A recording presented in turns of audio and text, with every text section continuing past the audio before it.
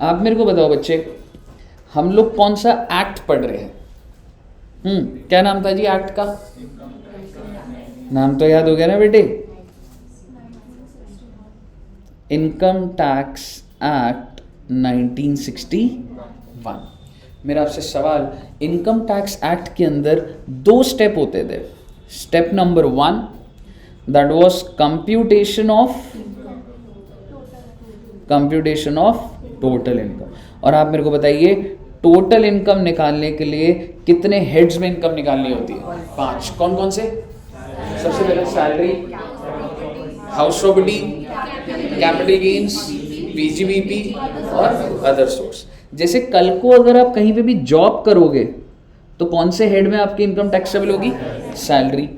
अगर आपके पास एक घर है, ठीक है, और आप उसको रेंट पे दे रहे हो तो कौन से हेड में बच्चे? House property. अगर आपके पास गोल्ड है, आपने परचेज करा 100 रुपए का, बेच दिया 500 रुपए का, तो किधर होगा जी? Capital gains. और कौन सा होता है अगर आप बिजनेस कर रहे हो या प्रोफेशन कर रहे हो, जैसे डॉक्टर्स, इंजीनियर्स जिनकी अपनी प्रैक्टिस है, ठीक है, तो उनकी इनकम कहाँ टैक्सेबल होगी? पीजीबीपी। मेरा आपसे सवाल, डोमिनोज, मैकडॉनल्ड्स, इनकी इनकम किधर होगी बेटा? PGBP. And last was other source, कि अगर आपके पास यू अर्न एनी इनकम और अगर वो किसी भी हेड में टैक्सेबल नहीं हो रही है तो ऑटोमेटिकली किसी हेड की साइड में हो जाती थी अदर सोर्स। एग्जाम्पल कहने से गिफ्ट्स, और कुछ एग्जाम्पल्स, इंटरेस्ट। हम लोग बात करेंगे इंटरेस्ट के ऊपर, हाफ एन आवर बात करूंगा आपके साथ इंटरेस्ट के ऊपर। और कोई इनकम? डिविडेंड बात करेंगे जी, 1 क्लास लगेगी पूरी डिविडेंड पे। ऐसे करते करते बहुत सारी चीजें अदर सोर्स में भी, ठीक है। पर मुद्दे की बात यह है, सर इन 5 के टोटल को क्या बोला जाता था? Gross total income. इस ग्रॉस टोटल इनकम में से क्या माइनस होता है बेटा? एग्जैक्टली, माइनस होता है जी डिडक्शंस अंडर, सबसे पहले चैप्टर भी याद होना चाहिए 6A, और 6A चैप्टर में क्या है बेटा? 80C to 80, ठीक है साहब। अब मेरे को बताइए, ये माइनस कर दिया, फाइनली आपका क्या आंसर आया? Total income.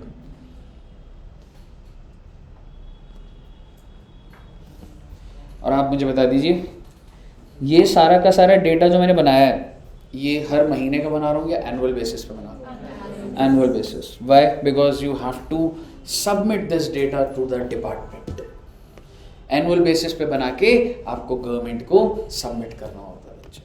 आप मुझे बताइए, जब आपकी टोटल इनकम आ जाती है, what is the next step? Step number 2, computation of tax on total income. और ये हमने थोड़ा सा तो देखा था, हल्का फुल्का ही देखा है बेटे, जिसमें स्लैब रेट्स लग रहे थे, ठीक है, कुछ बच्चों ने देखा है। तो ये चीज़ है सर, आज हम लोग क्या करने जा रहे हैं, और जो स्टार्ट होगा बेटे वो आगे की 6-7 लेक्चर वही चलेगा।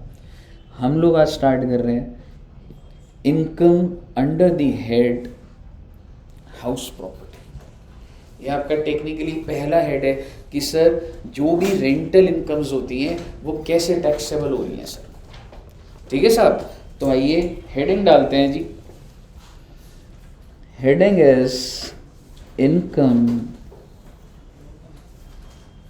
Under the head house property.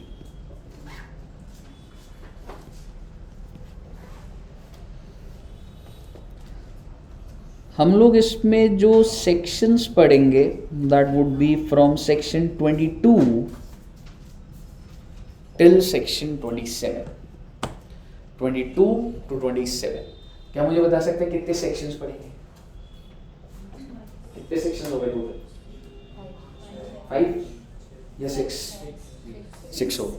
22, 23, 24, 25, 26, 27। तो आइए जी, सबसे पहले जब भी मैं कोई भी हेड स्टार्ट करूंगा so I will start with charging section. ये मैं क्या लिख रहा हूँ अभी एकदम समझ नहीं आएगा, बट चार्जिंग सेक्शन से स्टार्ट होता है, फिर एग्जाम्पल्स बनेंगे आज. चार्जिंग सेक्शन कहता है सर कि अब जैसे मैंने तो तुम्हें बता दिया कि हाउस प्रॉपर्टी टैक्सेबल हो रही है, बेचना टैक्सेबल हो रहा है, किराया टैक्सेबल हो रहा है. मैंने आपको किराया पे दिया, आपने किसी और को किराया पे दिया, क्या चीज टैक्सेबल हो रही है? Exactly charging section is like exactly मैं किस चीज को टैक्सेबल करूँ, और वहीं से ही फर्दर आगे कॉन्सेप्ट्स आपके ओरिजिनेट हो. अमाउंट नहीं, जनरल अमाउंट इतनी जल्दी कहाँ पता लगेगा, वो तो वर्किंग है पूरी की पूरी. समझ रहे हो? तो बेसिकली सेक्शन 22 क्या कहता है बच्चे? Annual value of the property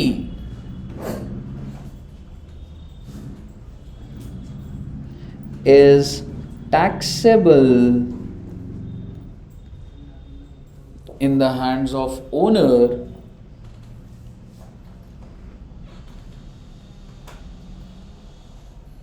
under the head house property.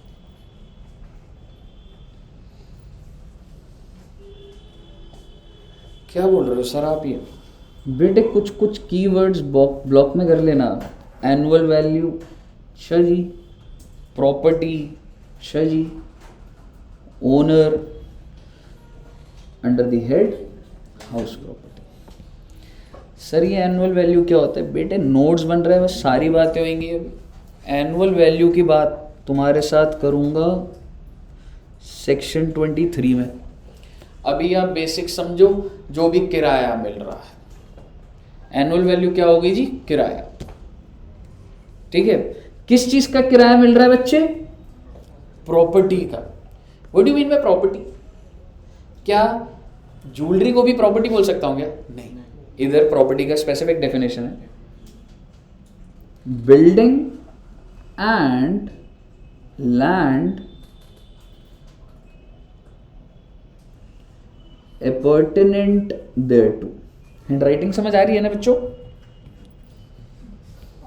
किसी भी बच्चे ने यस नहीं बोला.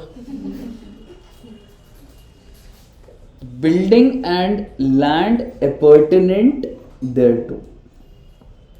और सर ये क्या होता है? बेटे एक बात बताओ, आप अगर किसी इंसान को प्रॉपर्टी रेंट पे दोगे तो उसे ये बोलोगे कि देख ये जो दीवारें हैं ना, ये तो मैंने तुझे किराए पे दी है, पर जो ज़मीन है उस पर पैर मत रख लियो. मतलब हमको ये जगह मिली तो हमें सिर्फ और सिर्फ बिल्डिंग का we are paying the rent for building, या मैं इस लैंड का भी रेंट दे रहा हूँ, लैंड का भी दे रहा हूँ. पर सर थोड़ी सी जो बालकनी निकली होती है वो भी उसमें इंक्लूडेड होता है. यस. तो जब भी आप प्रॉपर्टी की बात करते हो, आप एक चीज समझिए कि प्रॉपर्टी का मतलब क्या होता है बेटा. ऑब्वियसली ये बिल्डिंग हो गई, एंड आपने देखा इसके अपॉर्टेनेंट जो लैंड है, क्या वो भी साथ में नहीं होता? आपका जो घर है, थोड़ी सी आपने बालकनी नहीं छोड़ी हुई, फर्स्ट फ्लोर है तो थोड़ा सा बालकनी नहीं निकला हुआ, तो वो जो अगर आप उसको रेंट पे दोगे तो आपके सिर्फ और सिर्फ बिल्डिंग और बिल्डिंग के अंदर का लैंड देते हो, थोड़ा सा एडजॉइनिंग लैंड भी होता है, साथ में एडजॉइनिंग भी होता है. अब अगर आपने ये जगह पर आते हो तो जो स्टेयरकेस है, समझ रहे हो, उसका भी रेंट होता है जी. सारी चीज़ें तो हम लोग पे करेंगे ना. कहने का मतलब ये है, प्रॉपर्टी का मतलब ये होता है बिल्डिंग तो है ही है, और उसके साथ लैंड जो भी एडजॉइंड लैंड है, दैट डिफाइंस द प्रॉपर्टी. अच्छा जी, is taxable in the hands of owner. Sir owner का मतलब, owner includes deemed owner under section 27. Sir ये क्या है? छोड़ो ना बेटे, नोट कर लो बस. नोट्स बन रहे हैं बेटे, कहानी अब स्टार्ट हुई.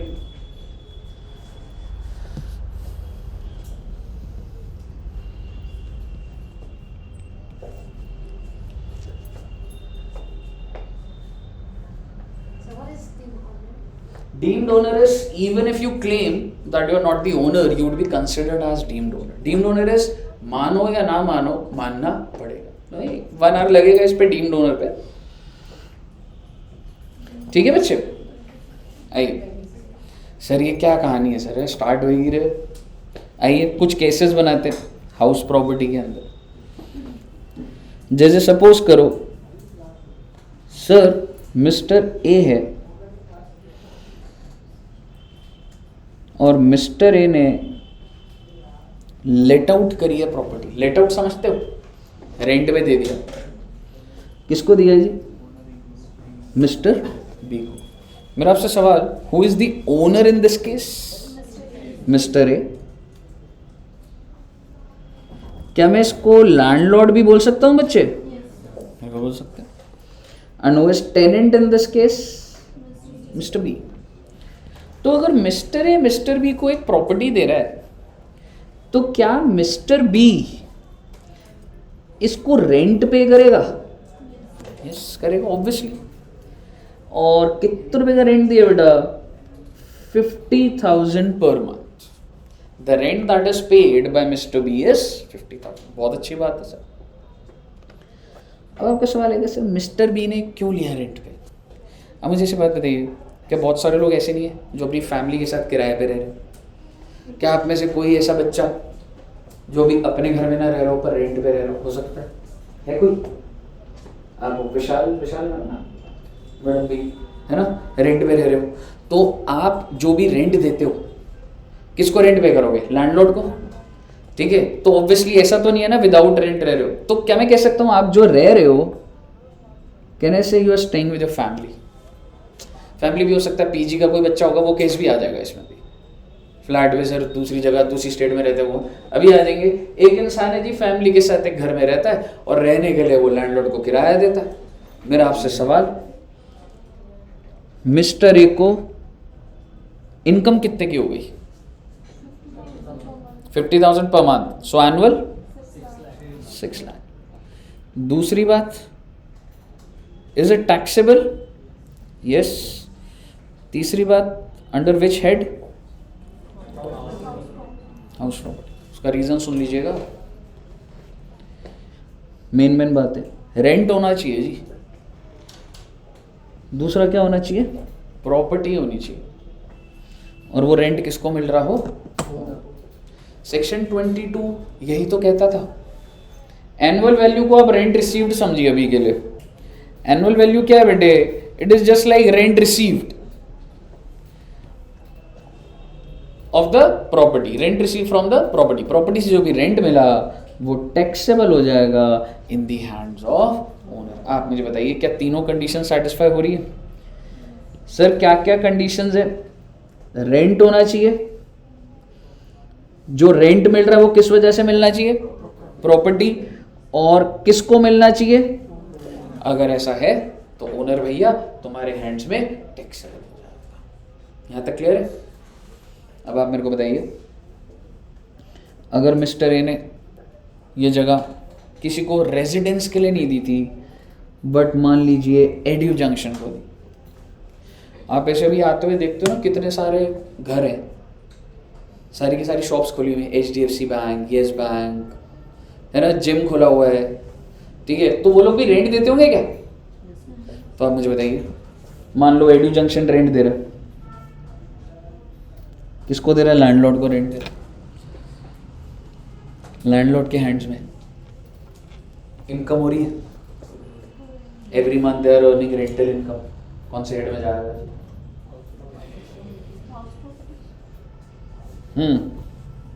क्या इस बात से फर्क पड़ रहा है कि मुझे जो किराया आ रहा है वो इंसान वहां पे बिजनेस कर रहा है या वो फैमिली के साथ? इस बात से कोई फर्क नहीं पड़ता। फर्क किस बात से पड़ रहा है? प्रॉपर्टी है, हाँ जी प्रॉपर्टी तो है।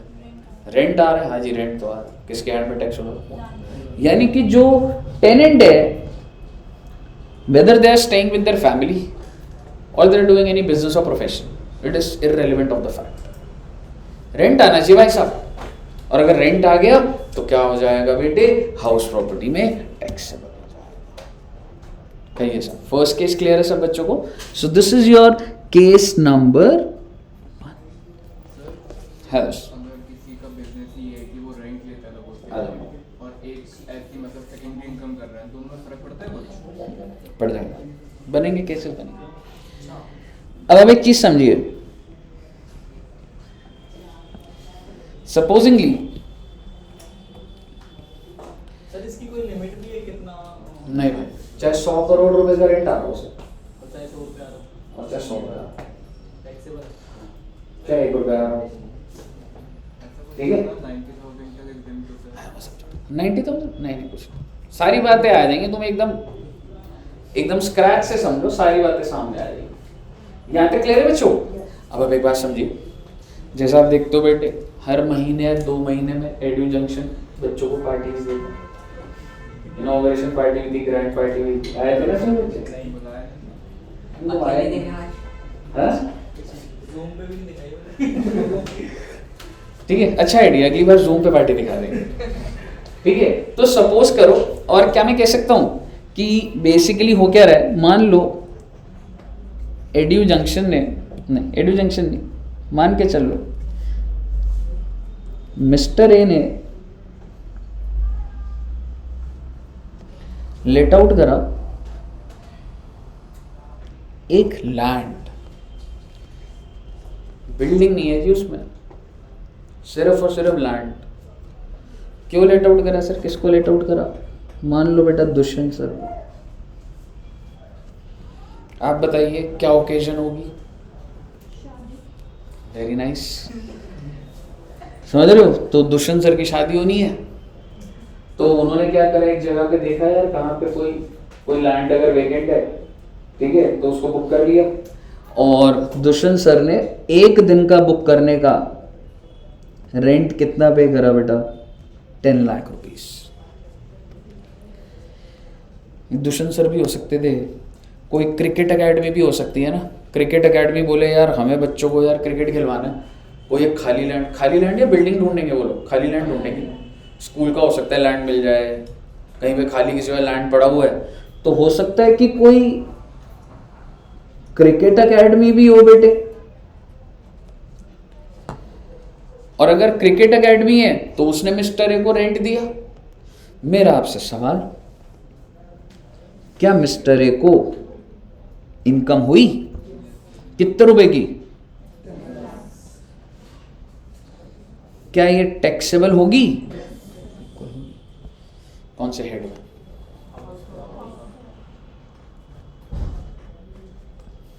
बताइए साहब, क्लियर है? गलत है बेटे। सर जी आइए जरा देखते हैं, रेंट मिल रहा है, बिल्कुल मिल रहा है जी। प्रॉपर्टी का मिल रहा है क्या? What do you mean by property? Building और लैंड डिबर्टिनेट, there is no building, there is only land, and if it is only land तो भाई साहब हाउस प्रॉपर्टी में नहीं जाएगा, ये जा सकता है अदर सोर्स में। अब आप बोलोगे sir if that person is into the business of letting out, जैसा आपने बोला, सबसे पहले तो ये समझो हाउस प्रॉपर्टी जगह ये कन्विंस्ड हो, बिकॉज हाउस प्रॉपर्टी में जाने के लिए क्या इंपॉर्टेंट होता है बच्चे? There should be a property, land is not a property. तो क्या हाउस प्रॉपर्टी में जाएगा? नहीं जाएगा। अब आप अपनी समझ से बता दो कहां चला जाएगा? Other source.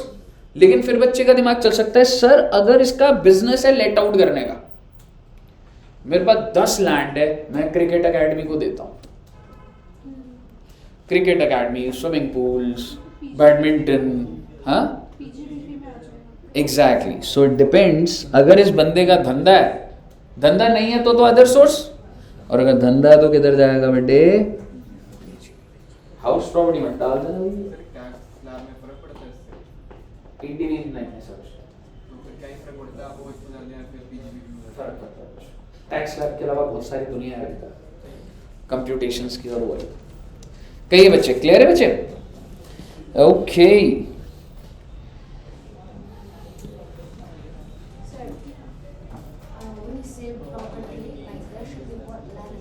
yes,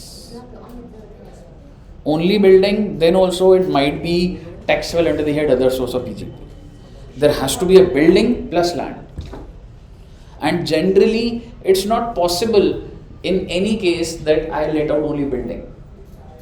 अब मुझे बताइए, मैं आपको अपना घर किराए पे देने को तैयार, अब देने को तैयार 100 रुपये दूंगा, लेकिन आपको किराए पे सिर्फ क्या मिल रही है? Building, the walls. आप लैंड पे पैर नहीं कर सकते। Is it possible? हाँ सर बिल्डिंग पे चढ़ जाएंगे अब, पर नहीं हो सकता ना। लेकिन आपका जो क्वेश्चन है ना, हाँ टैक्स की चल रही है मैडम, क्लास कब की स्टार्ट हो गई? तुम लोग बाहर बातें चला रहे हो तुमसे। आपने बताया पहली क्लास देखी थी ना। बाहर ही खड़े थे तुम तब से। बताओ, खत्म हो गया हाउस प्रॉपर्टी, पूरा हेड खत्म हो गया। नहीं, टेस्ट दे दियो इसका। हमारी क्लास चल रही थी ना कृष्ण सर के साथ में। अभी भी खत्म हुई है क्लास? हाँ, 5-10 मिनट्स पहले ही खत्म। आ जाओ कोई बात। ठीक है बच्चे, सो बेसिकली ऐसा केस करेंगे। अच्छा, ऐसा हो सकता है I am the owner of the building, someone else is owner of the land and हमने किसी पर्सन को लेट आउट कर दिया। एक लैंड है, know someone he is the owner, मैंने कहा भाई बिल्डिंग मैं बनाऊंगा, फिर एक को किराए पे दे देंगे, बिल्कुल हो सकता है, पर उतनी गहरा भी जाना नहीं। अभी हम मुद्दे में समझो प्रॉपर्टी होनी चाहिए, समझ रहे हो, ओनर के पास बिल्डिंग भी होनी चाहिए और लैंड भी होना चाहिए। ठीक है बच्चे, आइए नेक्स्ट केस देखिए जरा।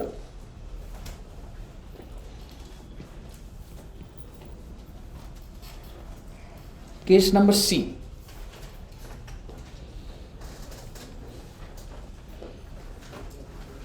मिस्टर ए ने मिस्टर बी को लेट आउट करा at 50,000 per month. So who is the tenant in this case? Mr. B. और मिस्टर बी ने किसको लेट आउट कर दिया जी? सर ऐसे थोड़ा ना होता है बेटे, हो भी सकता। मिस्टर बी से किराए का बर्डन उठाया नहीं जा रहा था, मिस्टर बी ने बोला 50,000 रेंट, ओ माय गॉड इतना तो मैं नहीं दे पा रहा, तो मिस्टर बी ने कहा क्या करा, एक रूम किसी और को रेंट पे दे। मुझे बताइए इसको क्या बोला जाता है? This is called sublet. तो मिस्टर बी ने क्या करा, मिस्टर बी ने सबलेट कर दिया 10,000 पर मंथ। नॉर्मली अलाउड होता है? एग्रीमेंट में लिखा होता है नॉट अलाउड, बट चल जाता है, और अगर अलाउड हो भी तो हो सकता है, लीगली हो सकता है। ठीक है, अब आप मुझे बताइए मिस्टर सी को क्या बोला जाता है? सब टेनेंट। बड़े ही प्यार से देखिएगा बेटे, मिस्टर बी मिस्टर ए को कितना रेंट पे करेगा? 50,000। आइए पहले जरा मिस्टर ए की बात करते हैं। मिस्टर ए को कितने रुपए की इनकम हो गई? 50,000 पर मंथ है ना, तो साल की? ओके, साल की हो गई जी 6 लाख। ठीक है साहब, मेरा आपसे सवाल, ये जो 6 लाख की इनकम है क्या टैक्सेबल है? जी हाँ बिल्कुल है। मेरा आपसे अगला सवाल, कौन से हेड में बेटे? House property. House property taxable है, घर का किराया हाउस प्रॉपर्टी में टैक्सेबल होता है। मैंने आपके साथ स्पेसिफिक बात करी थी, प्रॉपर्टी होनी चाहिए, रेंट होना चाहिए, ओनर होना चाहिए। जब ये तीनों इंसान मिल जाए तो उसके हेड में हाउस प्रॉपर्टी में टैक्सेबल हो जाता है। क्यों, यही है ना कहानी? Very nice. अब आप मुझे बताइए मिस्टर सी ने मिस्टर बी को रेंट दिया था? बिल्कुल दिया सर। रेंट कितने रुपए का? 10,000 पर मंथ। तो अब आप मुझे बताइए मिस्टर बी को इनकम कितने की हुई बेटे?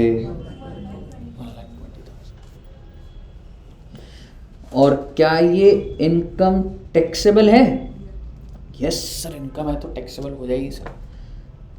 मेरा आपसे सवाल, हेड हाउस प्रॉपर्टी, तो हाउस प्रॉपर्टी में जाएगा ये? हाउस प्रॉपर्टी में जाने के लिए ओनर होना बहुत जरूरी होता है। He is not the owner, and if is not the owner तो किधर को टैक्सेबल होगा बेटे? और आगे सुन लो, अगर इस इंसान का काम ही यही है सबलेट करने का,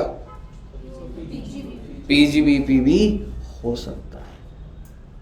सर जी मैंने 100 प्रॉपर्टियां किराए पे ली हुई हैं और मैं उन 100 प्रॉपर्टी को आगे सबलेट कर देता हूं, मैं प्रॉफिट कमा जाता हूं। 50,000 का लिए 4 कमरे 15 के चढ़ाऊंगा, 60,000 बनेगा, 10,000 मेरा मार्जिन।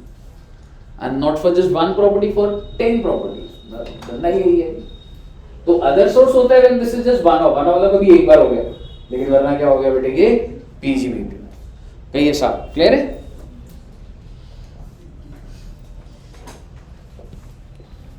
ओके, नोट कर लिया सबने?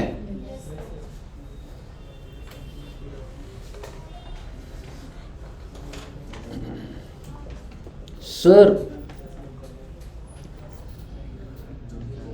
केस नंबर डी,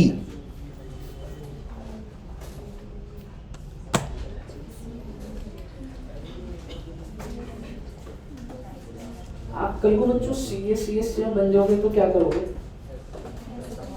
क्या करेंगे? पैसा छापेंगे? हाँ? क्या करोगे? मतलब कोई बिजनेस करना चाहता है, जॉब या मतलब अभिषेक नाम है, दीपक और गौतम जी फिर बन गए सीए में, फिर क्या करेगा दोस्त? जॉब या बिजनेस? पहले जॉब फिर बिजनेस, शार्क टैंक। ठीक है, जब आप जॉब पे जाते हो तो मान लो जैसे एयरटेल का ऑफिस है बच्चे, ठीक है, मैं ना एयरटेल में जब जॉब करता था तो उसका तो मैं ऑफिस, किसी ने देखा है एयरटेल का ऑफिस? दिखाऊं आपको? पुरानी यादें मेरे लिए भी ताज़ा हो जाएंगी बेटी।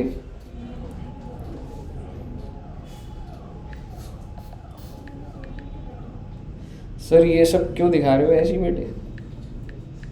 कोई लॉजिक लग जाएगा।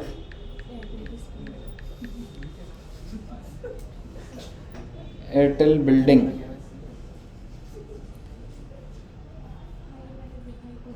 ये देखिए बिल्डिंग, क्योंकि बिल्डिंग देख के फिर भी पहचान में आ जाती है।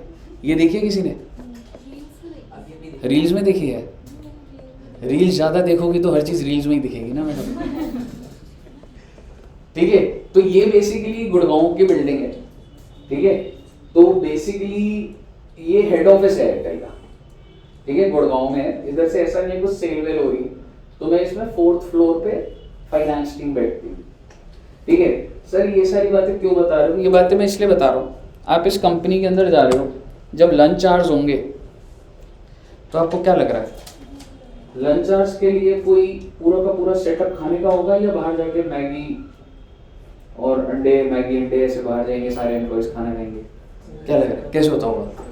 कह रहे हम तो घर से लेके जाएंगे। घर से लेके जाओगे या वहीं खा सकते हो? वहाँ पे भी खा सकते हैं। तो वहाँ पे क्या होता होगा खाने के लिए? कैंटीन में क्या मिलता होगा? ब्रेड रोल, समोसे, जैसे स्कूल में मिलते थे, या और ज़्यादा अच्छा खाना? और अच्छा, सारी ब्रांड्स होती है बेटे। ब्रांड्स बोले तो डोमिनोज होगा, पिज्जा हट होगा, सबवे, और कहाँ से खाते हो आप? मैकडॉनल्ड्स, दाल मखनी, और वो कहाँ से खाते हो? हल्दीराम। अब बच्चे का हो सकता है सवाल चलता, सर ये फ्री में है क्या? फ्री में होगा क्या सब? नहीं। ठीक है, कोस्टा कॉफ़ी, सीसीडी, सारी चीज़ होंगी भाई। आप मुझे बताइए, मन कर रहा है ना बेटे ऑफिस ज्वाइन करने का? अभी भी नहीं कर रहा? फिर तुम बिजनेस ही करना बेटे। तो जब आप इनिशियली जाते हो ना, बड़ा फील गुड फैक्टर होता है। जैसे मॉल बने होते हैं ना, वैसे ऑफिस बने होते हैं, और आपको लगता है कि भाई यही मतलब यही करना है लाइफ में। तो एयरटेल का ना lower ground floor, I mean जैसे अगर ये ऑफिस है तो नीचे का पूरा एरिया आप कह सकते हो फूड आउटलेट्स है। ठीक है, सीसीडी, कोस्टा कॉफ़ी, और बहुत अच्छे बने हुए हैं, हल्दीराम्स, आइसक्रीम खाने के ज्ञानीज, ऐसे करके बहुत सारे। आप मेरे को बताइए, एयरटेल ने क्यों लगाया इनको बेसमेंट में यहाँ पे? ताकि किराया मिले। एयरटेल का पर्पस ये था, एक दिन इतनी बड़ी कंपनी बनूंगी कि मेरे पास इतने सारे एम्प्लॉय आए, उनको भूख लगे, और मैं कुछ फूड जॉइंट वालों को बोलूँ चलो मेरे को किराया दे। क्या एयरटेल का बिजनेस ये नहीं? फिर एयरटेल ने क्यों लगाया? एयरटेल ने इससे लगाया कि मेरे एम्प्लॉयज, आपको पता है इस बिल्डिंग में 4000 एम्प्लॉयज आते होंगे कम से कम, लेकिन जब लंच आवर्स होंगे तो 4000 लोग खाना खाएंगे। इसमें से 1000 लोग अपने घर से ले आएंगे, 1000 कहीं जोमेटो से ऑर्डर कर ले। फिर भी क्या 1500-2000 हज़ार बंदा नीचे जाता होगा? नहीं जाता होगा? जाता होगा। पहली बात तो आपको क्लियर कर दूं, क्या वो पैसे चार्ज करेंगे? ऑब्वियसली यू पे एंड यू ईट। लेकिन आप मेरे को बताइए, क्या सीसीडी वाला भारतीय एयरटेल लिमिटेड को, क्योंकि उसने एक स्पेस ऑक्यूपाई करा है, तो क्या कोई रेंट पे नहीं कर रहा होगा? या एयरटेल ने फ्री में दे दी होगी जगह? नहीं। ऑब्वियसली एयरटेल ने जितना भी पूरा का पूरा बेसमेंट में अगर 15 फूड जॉइंट्स हैं तो 15 के 15 रेंट पे कर रहे हो। और मान के चल लो कि CCD is paying 1 lakh rupees per month. So what is the income of Airtel?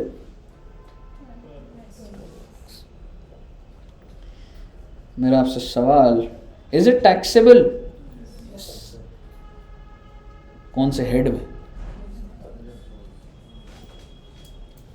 कौन से हेड में? अदर सोर्स या हाउस प्रॉपर्टी? सर जी हाउस प्रॉपर्टी के लिए प्रॉपर्टी होनी चाहिए, प्रॉपर्टी तो है सर ही, रेंट भी आ रहा है, ओनर भी है, तो house property. But the correct answer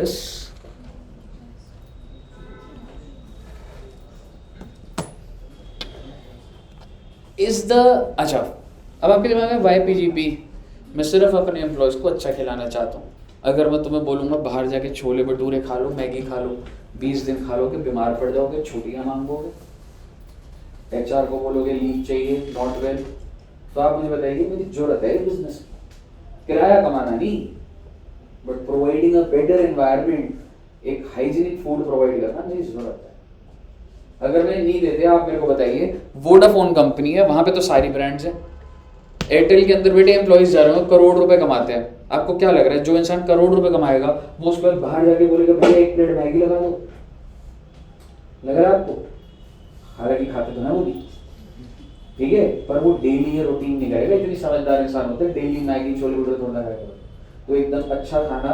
तो बेसिकली ये एयरटेल की जरूरत है कि भाई साहब मेरे को ये प्रोवाइड करना है। It is not the intention to earn rental income, मेरी इंटेंशन नहीं है ये, लेकिन मुझे ये बिजनेस की रिक्वायरमेंट है, इसलिए मैंने कौन से हेड में करा है जी? PGP। यस, आपको लग रहा होगा सर हाउस प्रॉपर्टी तो है, बट इंटेंशन ये नहीं है कि एक दिन कंपनी खोलूंगा और किसी फूड जॉइंट को दूंगा तो रेंट मिलेगा बेटा, समझ रहे हो? That's not the intention. हाँ जी मैडम। हाँ ठीक है, पर मेरे हर चीज बिजनेस ही ये नहीं होता कि मेरे गुड्स के रिलेशन में ही होना चाहिए। मतलब इट इज प्योरली एयरटेल नहीं तो क्यों करेगा? मतलब सोच के देखो, ठीक है। अब अगर मैं आपको बोलूँ यहाँ पे हम लोग का सेटअप है, 4-5 एम्प्लॉई हैं, ठीक है, तो मैं माइक्रोवेव क्यों रखा मैंने? भाई एम्प्लॉय गर्म खाना तो खा लेना भाई सर्दी में, समझ रहे हो? अब मैं बोलूँ कि सर यहाँ पे पानी लगा हुआ है, आप मुझे बताओ बच्चे आएंगे तो पानी तो रखना पड़ेगा ना। आप एक एयरटेल के हिसाब से सोचो बेटे, 4000 एम्प्लॉय 12 घंटे बैठेंगे वहां पे, क्या उनको पार्किंग की सुविधा नहीं देनी पड़ेगी? देनी पड़ेगी, उनको खाने का भी देना पड़ेगा, और उसकी वजह से मेरे को कोई रेंटल मिल रहा है, तो that's part of my business. I am not saying कि मेरा धंधा यही है रेंट पे देने का, but my intention is not to earn rental income, purely not rental. बताइए, क्लियर है बच्चे? चलिए कूल। तो आप ये वाला एग्जांपल लिख लो, CCD ने। अच्छा एक और चीज आपने देखा, स्कूल्स में ATMs होते हैं, ठीक है? जैसे आप जब स्कूल जाते थे, स्कूल के अंदर बैंक के ATM होते हैं, नहीं था किसी बच्चे? आई थिंक ATM मशीन होती है ना, बैंक्स भी होते हैं, नहीं देखिए स्कूल में? पता नहीं यार, होते हैं, हमारे स्कूल में तो थे। तो क्यों होते हैं वैसे? अगर सोचा जाए तो एक स्कूल चल रहा है, स्कूल के अंदर बैंक, क्यों? क्योंकि कई बार हो जाता है जब स्कूल के अंदर पेरेंट आते हैं ना, पेरेंट कहते हैं जी फीस जमा करानी है, तो जो भी फ्रंट डेस्क होता है वो कहते हैं ठीक है कर दीजिए पेमेंट, तो कहते हैं कि कार्ड से करनी है। अब आप मेरे को बताइए, अगर उनके पास स्कूल वाले का कार्ड फैसिलिटी नहीं है तो ले ही नहीं पाएगा, ठीक है? या वो कहता है मैं मतलब अभी तो कैश नहीं है, पर मेरे को चलो मतलब यही ले लो, कार्ड नहीं है, आई एम सॉरी कि कैश नहीं है, कार्ड से करूँगा। तो आप मुझे बताइए, क्या आप इमीडिएटली बोल सकते हैं ना साथ में ATM है सर, विड्रॉ कर लीजिए, कैश में पे कर दीजिए, कार्ड की जरूरत ही नहीं। मेरे कहने का मतलब है, एक इंसान है वो स्कूल फीस देने गया और वो कह रहे नहीं जी मेरे पास तो कार्ड है, कैश है ही नहीं, तो आप मुझे बताओ क्या मुझे एक नियर इंफ्रा के अंदर ही एक ATM फैसिलिटी देनी जरूरी है कि नहीं है? बिल्कुल है। स्कूल के अंदर कितने सारे टीचर्स काम करते हैं, एडमिन स्टाफ काम करता है, अगर उनको पैसा विड्रॉ करना है, ठीक है, तो उनके लिए बैंक फैसिलिटी भी है पूरी की पूरी। मान लो तुम सारे के सारे स्कूल टीचर्स हो, ठीक है, एडमिन में हो, तुमको पैसा निकालना है, तुम सोच रहे हो घर जाके मार्केट से विड्रॉ करूंगा, अरे भाई स्कूल के अंदर ATM है भाई, तो क्या आपके लिए बेनिफिशियल नहीं होगी वो चीज़? बिल्कुल होगी। समझ रहे हो? आप सभी का बैंक अकाउंट किधर खुला होगा? स्कूल के अंदर ही। आपको जाने की जरूरत नहीं है किसी और ब्रांच में कि ये प्रॉब्लम आ रही है वो आ रही है। आप लंच आवर्स में कभी भी गए, यहीं पे ब्रांचेस, अपने कैंपस के अंदर ही ब्रांच है। समझ रहे हो? तो आप मुझे बताइए, अगर कोई एटीएम है, जस्ट एग्जाम्पल है बच्चे, ये कोई बैंक एटीएम है और वो किसको रेंट दे रहा है जी? अब आप मुझे बताइए, स्कूल वाला उस बैंक को बैंक से रेंट चार्ज करेगा कि नहीं करेगा? करेगा ना सर। तो आप मेरे को बताइए कौन से, अच्छा मान लो कितने रुपए रेंट चार्ज करा, 1 लाख रुपए पर मंथ, 12 लाख हो गया, तो और क्या ये टैक्सेबल होगा? बिल्कुल होगा। मुद्दे की बात ये है, पीजीबीपी या हाउस प्रॉपर्टी? पीजीबीपी। क्योंकि स्कूल की कभी भी इंटेंशन ये नहीं थी कि एक दिन स्कूल खोलूंगा और बैंक को किराए पे दूंगा। This is just to facilitate my business. हाँ जी, जब भी मेरा कोर बिजनेस नहीं है लेकिन एक बिजनेस का पार्ट है, तो अदर सोर्स में भी मिल जाएगा। बिजनेस का पार्ट है तो ठीक है, बोल दिया ना तुमने, पीजीबी अदर सोर्स पे मिल जाएगा। अदर सोर्स में जाएगा। इंटेंशन ही नहीं है आपकी, अदर सोर्स होता है साइड की इनकम होगी। This is the entire setup is for your business. तो पीजीबी में जा रहा है। पीजीबी का मतलब ये नहीं होता कि तू सिर्फ मोबाइल का डीलर है तो मोबाइल बेच के ही प्रॉफिट हो। अगर उस बिजनेस के थ्रू किसी भी तरीके से हो रहा है तो आ जाता है। बिजनेस से कोई भी प्रॉफिट आ रहा है, चाहे कोर बिजनेस ना हो। कंक्लूड नहीं कर सकते ऐसे, लेकिन yes it has some connection, तो पीजीबी में जा रहा है। क्लियर है दोस्त? आइए sir,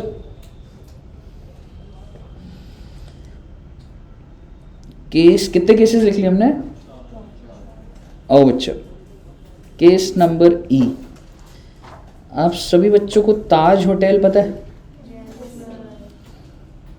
Taj hotel is owned bye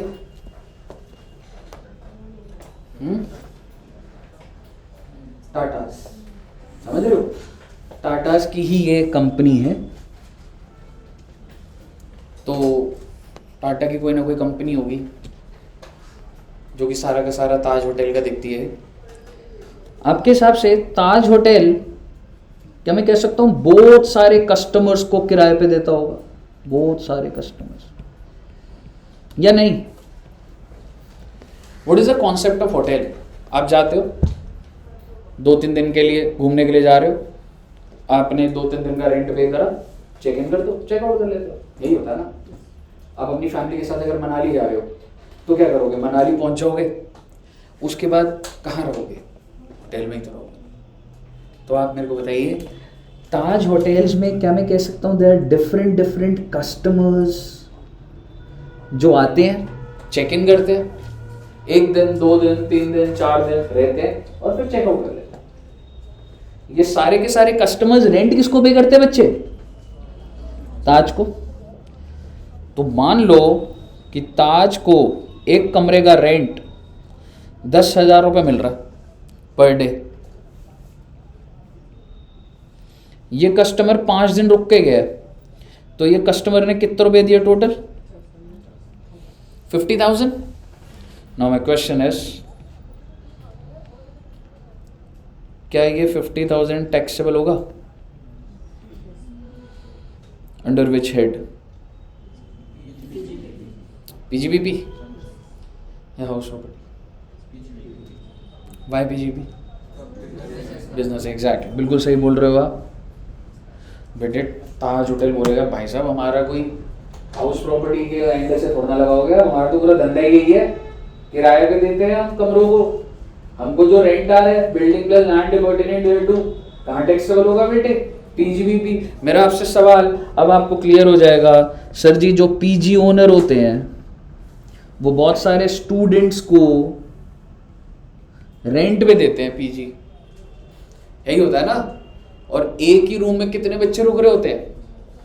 कोई बच्चा है पीजी में, कहने से एक रूम में 3-3 बच्चे भी हो सकते हैं, 3 बेड्स लगे होते हैं, अलमीरा भी अलग होती है, ठीक है भाई साहब। आप मुझे बताइए, वो जो स्टूडेंट्स जो रेंट पे कर रहे हैं टू पीजी ओनर, कहाँ टैक्सेबल होगा सर जी? पीजी। क्यों सर? उसका बिजनेस है बेटे, उसने केयर टेकर भी लगाया हुआ है, खाने की फैसिलिटी भी है, समझ रहे हो? वो तो पूरे दिन यही करता है भाई। आप देखते हो ना देशबंधु कॉलेज के सामने, और वहां पे वो लिखा होता है PG available for rent, PG available. कौन है? जो मालिक है उन पीजीज का, वही तो लगवा रहा है उसको। तो आप मेरे को बताइए किधर टैक्सेबल होगा सर जी ये? PGBP। सर लेकिन ओनर भी है और प्रॉपर्टी भी है और रेंट भी आ रहा है, तो but the intention is PG वाले का बिजनेस होता है दोस्तों। हम ऐसे नहीं कर सकते कि पहले को प्रायोरिटी देंगे फिर उसको। नहीं, PG वाले का बिजनेस है। तो मेरे को बोलते हैं सर मेरा बिजनेस नहीं है, हाउस प्रॉपर्टी ले जा, समझ रहे? और मैं जज कर लूंगा, तो केयर टेकर लगा रखा है, तो खाने का सामान मैनेज करता है, सब चीजें करते हैं PG वाले। तो सेटअप तो होटल ही तो है, होटल इज अनऑर्ग, मतलब होटल तो बहुत ऑर्गेनाइजेबल हो गया, PG तो हो गया अनऑर्गेनाइज्ड हो गया, वो वाली चीज है। बताइए, क्लियर है बच्चे? ऑडिट में ये भी चेक करना पड़ता है कि लोगों ने गलत रेट में तो नहीं डाल दिया। बहुत ही बेसिक चीज़ है ये मतलब ऐसी चीज़ है कि ये सबको ही बताइए, ये वाली गलती तो होती नहीं है, समझ रहे? अब मेरे को एक बात बताओ,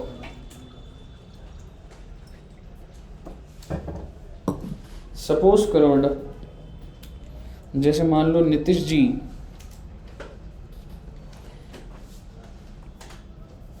मान ले तेरी गुड़गांव में ना जॉब लग रही है 12 लाख रुपए की पर मंथ नहीं, पर एनम, ठीक है? और एक और जगह जॉब लग रही है, दैट इज जमशेदपुर, 12 लाख रुपए पर एनम। कहाँ ज्वाइन करोगे? गुड़गांव। रीजन? जमशेदपुर का पता ही नहीं है सर कहाँ है। जमशेदपुर वैसे एक अच्छी सिटी है, लेकिन जमशेदपुर काफ़ी दूर पड़ता है, समझ रहे हो? और वहाँ पे वो ऑब्वियसली मेट्रो सिटी तो नहीं है, ठीक है? तो जमशेदपुर में मान ले तेरी यहाँ पे जो जॉब लगी ना, वो रिलायंस इंडस्ट्रीज लिमिटेड में लगी। जमशेदपुर ना बेटे स्टील सिटी बोला जाता है, जमशेदपुर में ना सारी स्टील मैन्युफैक्चरिंग होती है।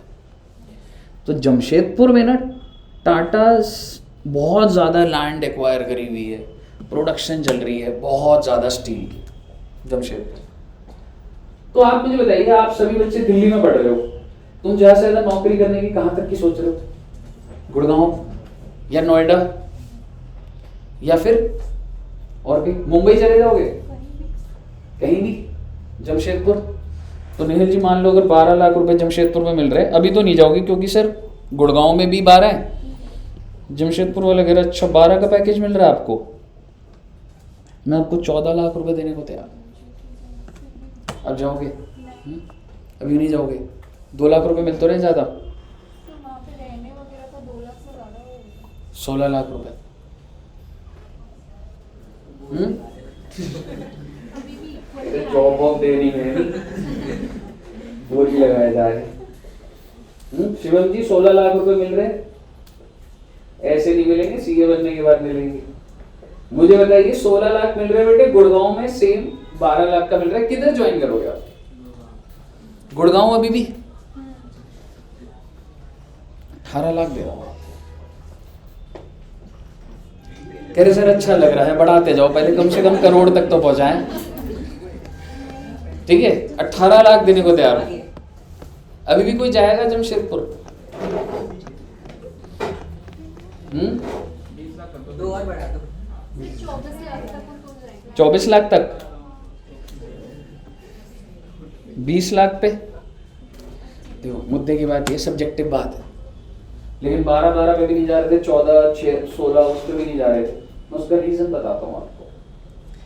क्योंकि बेटे आप जिस कल्चर में हो ना अभी, आपका कल्चर क्या है? मंडे टू फ्राइडे सर जी करेंगे जॉब, फ्राइडे इवनिंग को जाएंगे पार्टी करेंगे, क्लब में जाएंगे, जैसे आप वो ड्रिंक व्रिंक भी करते हो ना, सारे करते हो ना? नहीं, वो कोल्ड ड्रिंक की बात कर रहा था, क्या सोच रहा था? ड्रिंक कह रहा था ना, कोल्ड ड्रिंक नहीं पीता? अच्छा कोल्ड ड्रिंक पीता है, तूने क्या सोचा पहले ड्रिंक का? ठीक है, सो बेसिकली क्या मैं कह सकता हूँ, Monday to Friday job, sir Friday evening से आप बेटे गुड़गांव जाओगे ना, सारे क्लब्स फुल हो जाते हैं फ्राइडे, सारे क्लब। सेक्टर 29 गए हुए गुड़गांव में? गए? आप गए मैडम? कैसे गए? फेयरवेल सेक्टर 29 में हुई आपकी उधर? Very rich. हम तो बेटे नौकरी के बाद गए, मैं एयरटेल में था ना, मतलब ना जैसे 29 में ना बहुत सारे क्लब्स हैं, तो जब मैं भी जॉब कर रहा था मुझे था यार हम भी मतलब कोई ऐसी कंपनी में जाए जहाँ पे पार्टीज हो रही या कुछ हो। तो जब मैंने एयरटेल ज्वाइन करा ना तो मेरी उम्मीदें पूरी हो गई थी, अब तो पक्का क्लब लेके जाएंगे। तो मेरा बॉस हमें हल्दीराम लेके चला गया।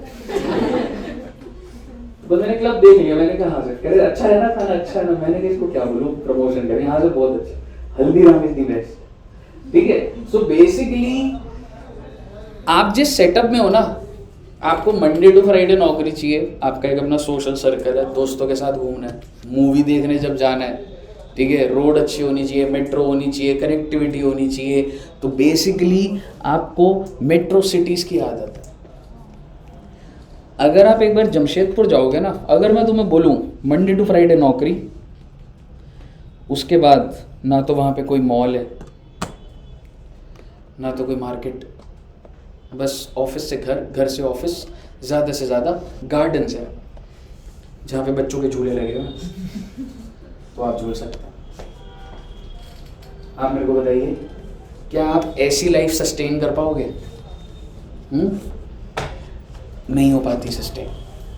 अभी आप बोल दोगे हाँ सर ठीक है, नहीं हो पाती सस्टेन। मंडे टू फ्राइडे जब आप इतना प्रेशर, कोर प्रेशर लेके करोगे ना, रिलैक्स होना बहुत जरूरी होता है। समझ रहे हो? मुद्दे की बात ये है जी, ये बात। और दूसरी बात, सबसे बड़ी चीज, रहेंगे कहाँ सर? जमशेदपुर में जाके कौन सी जगह पे मैं रहूंगा, उधर कितनी फैसिलिटीज हैं, क्या है, कैसे होगा? भाई साहब ये सारी प्रॉब्लम टाटा ने सॉल्व कर दी बेटे। वहाँ पे एयरपोर्ट बना दिया, वहाँ पे रेलवे स्टेशन बना दिया, वहाँ पे रोड बना दी। आप वहाँ पे जब फ्लाइट से उतरोगे तो आपको सीधा टाटा के अपार्टमेंट्स में लिया जाएगा, क्योंकि एम्प्लॉय कह रहे हैं नहीं जी गुड़गांव में अपने घर में रहते, कह रहे हैं इधर आके देखो तो सही, हमने पूरे के पूरे अपार्टमेंट बनाया, उधर जिम है, स्विमिंग पूल है, बैडमिंटन, लॉन टेनिस, सब कुछ है। आप मेरे को बताओ मन कर जाएगा नहीं कर जाएगा? तो बेटे वहाँ पे टाटाज ने पूरे के पूरे अपार्टमेंट्स डेवलप कर दिए। उसके बाद आप बोलोगे सर अपार्टमेंट होने से क्या होता है, जगह अच्छी हो गई तो हमें मन कर रहा है अगर एंटरटेनमेंट का मूवी देखने जाना हो, तो बोलो अपार्टमेंट के बाहर देखो पीवीआर खुलवा दिया। आप बोल रहे हो अच्छा खाना है, बोलो बाहर 50 रेस्टोरेंट्स है, वेज नॉन वेज जो खाना, बोलो स्ट्रीट फूड, हाँ गोलगप्पे मोमो सब कुछ है उधर। अब आप मेरे को बताइए ये सब किसने डेवलप करवाया? टाटा ने करवाया। And believe me this has happened Jamshedpur में। आप कभी जमशेदपुर में जाएंगे, कभी मैं सिर्फ एक बार कब गया था, ऑडिट करने गया था। हम लोग की कंपनी स्टील के प्लांट्स बनाती थी, तो हम लोग को उधर को देखने जाना था कि मतलब फाइनेंस लेवल पे कुछ भी देखना था, ITC एवरीथिंग। तो जब मैं जमशेदपुर देखा तो बहुत अच्छी सिटी बना दी हमने। तो आप मुझे बताइए, आप अगर उधर गए तो आप एम्प्लॉय हो और टाटा ने आपको रहने के लिए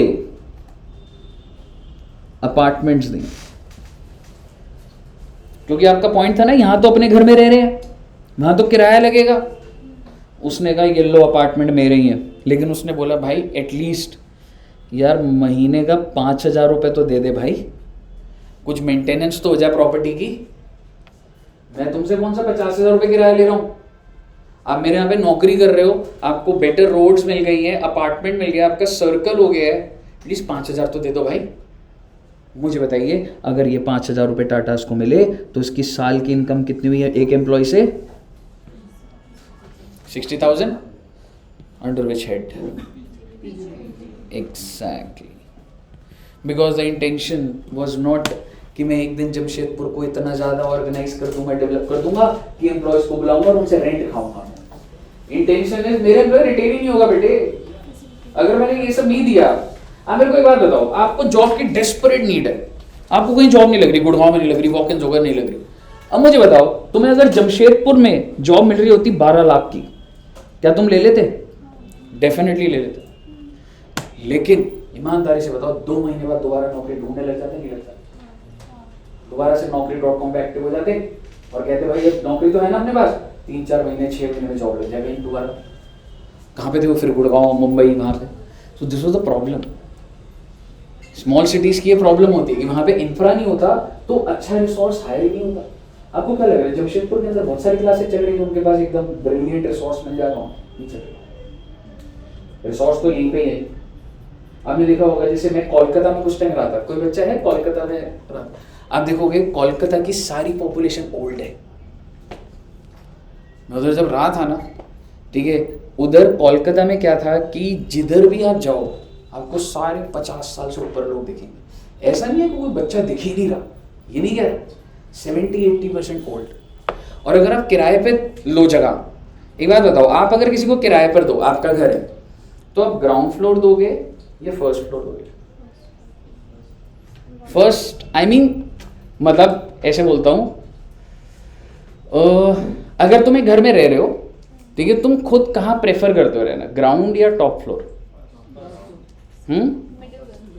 मिडिल ग्राउंड, ये कह सकता हूँ ग्राउंड। अगर मैं बोलूँ ना, जैसे हम लोग का नॉर्थ में क्या होता है कि भाई नीचे ग्राउंड है, सीढ़ियाँ कम चढ़नी पड़ी, ओल्ड एज फैमिली में भी है, तुम ग्राउंड लेते हैं और ऊपर वाला किराए पे देते हैं, ठीक है। कोलकाता में एकदम उल्टा है, आपको सारे के सारे फ्लोर्स जो किराए पे मिल रहे हैं वो सारे ग्राउंड फ्लोर मिल रहे हैं। ओनर कहाँ रह रहा है? First floor.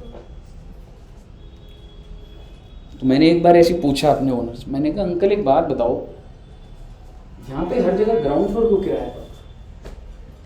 कह रहे कि अगर चोर आएगा ना तो पहले किसको लूटेगा? Ground floor.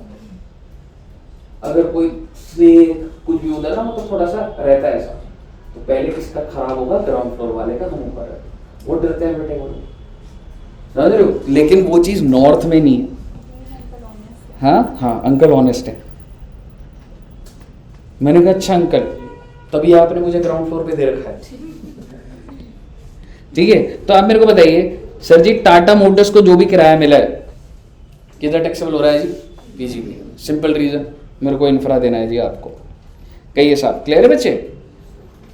और कोई केस दिमाग में चल रहा है? एक हो सकता है, मिस्टर ए के पास 10 प्रॉपर्टीज है बेटे, 10,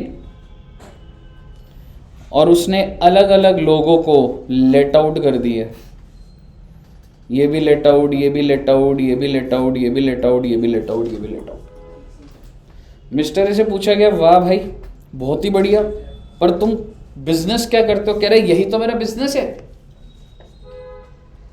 ही हैज 6-7 प्रॉपर्टीज और उसको लेट आउट कराओ, फिर उनसे रेंट आ रहा है, उससे फिर एक और प्रॉपर्टी लेगा, लोन लेगा, उसको भी किराए पे चढ़ाएगा, तो उसका पूरा दिन बिजनेस ही। आप मुझे बताइए ऐसा हो सकता है? नहीं हो सकता, बिल्कुल हो सकता है। यानी कि mister A is in the business of let out of properties. आप मेरे को बताइए, अब जो भी रेंट इसको मिल रहा है कौन से हेड में टैक्सेबल हो जाएगा? एग्जैक्टली। होटल में एक ही प्रीमाइस था मैडम, समझ रहे हो? होटल में वो एक ही प्रीमाइस था, खाना भी दे रहा था, ये सब। में यहाँ पे तो मेरी 10-15 प्रॉपर्टी मैंने किराए पे दिया, हमारा बिजनेस ये। बताइए, क्लियर है बच्चे? ओके ठीक है सर। तो सर जी अगर मैं आपसे बात करूं, ये अलग अलग केसेस आपके हो गए,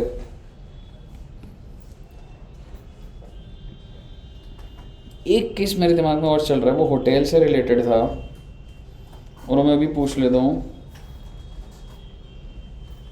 हमने देखा था कि टाटाज ने ना एक एक कमरा किराए पर दे रहे हैं, लेकिन क्या ऐसा हो सकता है? चलो यहां बना लेते हैं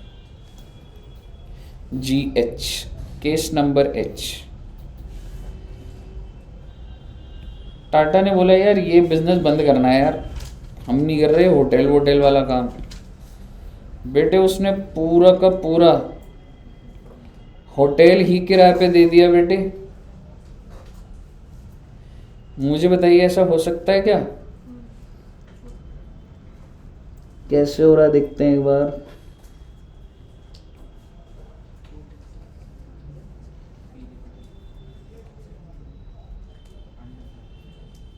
ये अलग अलग रूम्स हैं जी,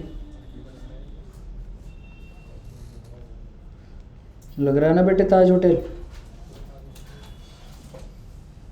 ओहो, अर्थक्वेक, सैटेलाइट। हाँ मैडम मेरी ड्राइंग ना बहुत अच्छी है। जब मैं स्कूल में 3rd क्लास में था ना, तो मैंने अपने स्कूल को रिप्रेजेंट करा था, फिर 4th क्लास में मुझे सिलेक्ट ही नहीं करा गया। तो टाटा ने क्या करा कि सर ये जो ग्रास बनानी है जी, ये जो हाँ वो येलो ग्रास हो जाती है ना कभी, ये थोड़ी सी, ठीक है। तो टाटाज ने क्या करा, एक ना कंपनी है बेटा आईटीसी, आईटीसी कंपनी का नाम सुना होगा, क्या बनाती है, वेरी नॉलेजेबल। और हुआवे कंपनी क्या बनाती है, हुआवे मोबाइल की चिप बनाती है, ठीक है ना। टोबैको का पता है मैडम आपको, ठीक है। अब आप मेरे को बताइए, टाटा ने बोला हम ये बिजनेस नहीं कर रहे, हम तो पूरी की पूरी प्रॉपर्टी, ये प्रॉपर्टी किसके नाम पर है, उसने कही एज इट इज ले जा भाई, ले जा, बेच नहीं रहा हूँ, पूरा का पूरा रेंट पे दे दिया। अब आप सोच के देखिए, अब आप सोच के देखिए आईटीसी, अच्छा इसके अंदर जितने भी एम्प्लॉय काम कर रहे थे वो चेंज होंगे अब नहीं, as it is business. Tata के रोल पे सारे लोग हैं, टाटा जी चला रहा था, उसने बोला आप मुझे ना 500 करोड़ दे देना, 1 साल का किराया, और अब इनको देख लो, सबकी सैलरी वैलरी तुमने देनी है, मेरे को सिर्फ मेरे टेंजिबल एसेट, तुम्हारे लिए हेल्पफुल है यार, सारे एम्प्लॉयज ट्रेंड है, अब उनकी सैलरी तुम दोगे, मैंने तुमको क्या दिया, मैं तो तुम्हें प्रॉपर्टी दे दी, मैंने प्रॉपर्टी दे दी, अंदर जो फर्नीचर लगा हुआ है, इंफ्रा लगा हुआ है, swimming pool, gym, as it is सारी चीजें तुमको दे दी। मेरा आपसे सवाल, आईटीसी ने इसको 12 करोड़, मान लो छोटा अमाउंट लिख रहा हूं मैं, इसको रेंट दिया 12 करोड़ का साल का, बहुत ही कम लिखा है। आप मुझे बताइए टाटा के लिए इनकम है कौन से हेड में,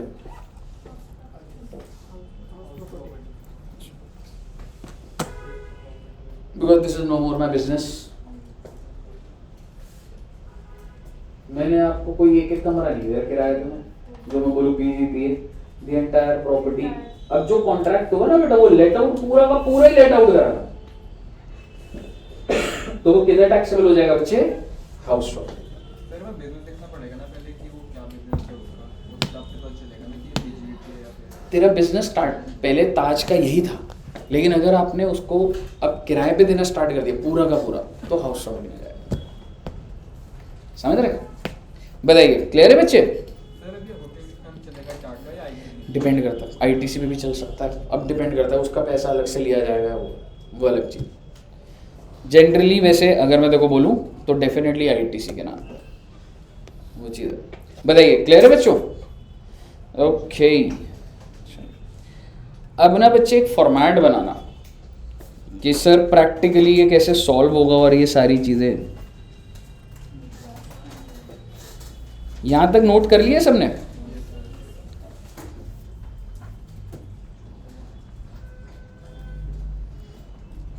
computation of house property income mister A for previous year 23-24। मेरा आपसे सवाल, प्रीवियस ईयर क्या होता था बच्चों, प्रीवियस ईयर 23-24 का मतलब फाइनेंशियल ईयर कौन सा, 23-24 ही होता था वैसा। सर प्रीवियस का मतलब तो पिछला होता है, नहीं बेटे, इनकम टैक्स में जो वर्ड आप फाइनेंशियल ईयर वर्ड यूज करते थे ना, उसकी जगह कौन सा वर्ड यूज करोगे, प्रीवियस। यानी कि अगर मैं आपको बोलूं कि मैं इसकी जो इनकम निकाल रहा हूं वो कौन से पीरियड की निकाल रहा हूं, 1/4/23 से लेके 31/3/24। सो प्रीवियस ईयर और financial year are the same thing, बस फाइनेंशियल ईयर हमने वर्ड कहां से सीखा था, अकाउंट्स, और previous year tax.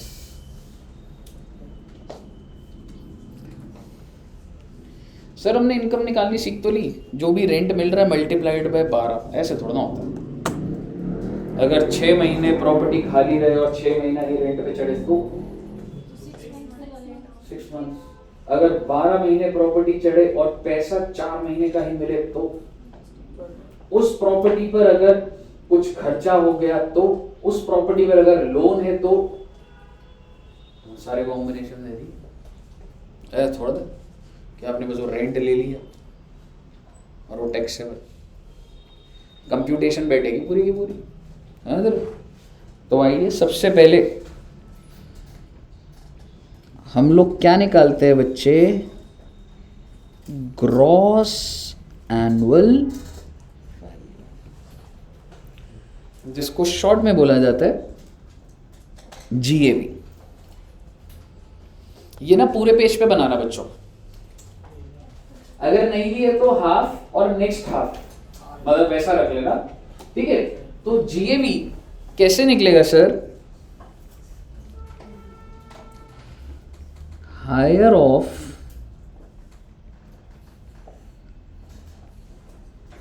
Expected rent और एक्चुअल। सर ये क्या बात हुई सर, एक्सपेक्टेड रेंट के अंदर ना कुछ लिख लो, अभी बात करेंगे। हायर ऑफ म्युनिसिपल वैल्यू और फेयर वैल्यू, ऐसे ही लिख लेना, शॉर्ट में लिख देना, चाहे ब्लड में चला जाएगा बेटा तुम्हारे भी। But can not exceeds standard rent. क्या लिख रहे हो सर आप, छोड़ो ना बेटे, लिख लो बस ऐसे।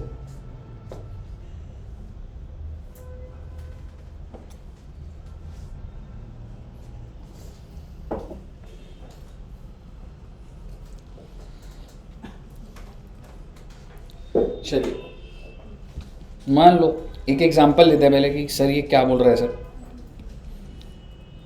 जीएवी कैसे निकलेगी एक बार फॉर्मूला बता दोगे, हायर ऑफ एक्सपेक्टेड रेंट और क्या बोलना चाह रहे सर, ये मैं आपको बता देता हूं। जैसे मान लो शिवम जी आप सीए बन गए और सीए में भी बेटे AIR 10, क्या सर एग्जाम्पल ले रहे हो तो 1 ही ले लो बेटे AIR। और कितना पैकेज लगेगा बेटे, कंपनी से कितना मिलेगा सर AIR 1 है तो 40 लाख।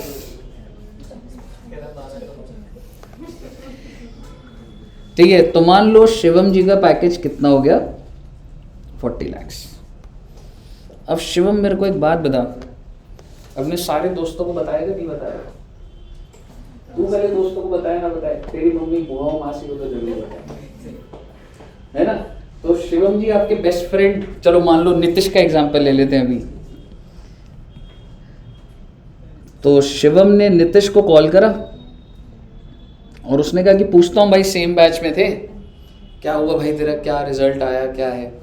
रिजल्ट तो आई गया, तो नीतीश का भी क्या हुआ, इसका भी CAIR और मान लो इसकी रैंक क्या है जी, ठीक है ना, सेटल्ड है ना। शिवम ने कॉल करा नीतीश को, कह रहा भाई तेरे भाई की जॉब लग गई है। नीतीश ने बोला वेरी गुड यार, कॉन्ग्रेचुलेशंस। तो शिवम खुद ही शो ऑफ कर रहा था, कह रहा पूछेगा नहीं कितने का पैकेज लगा।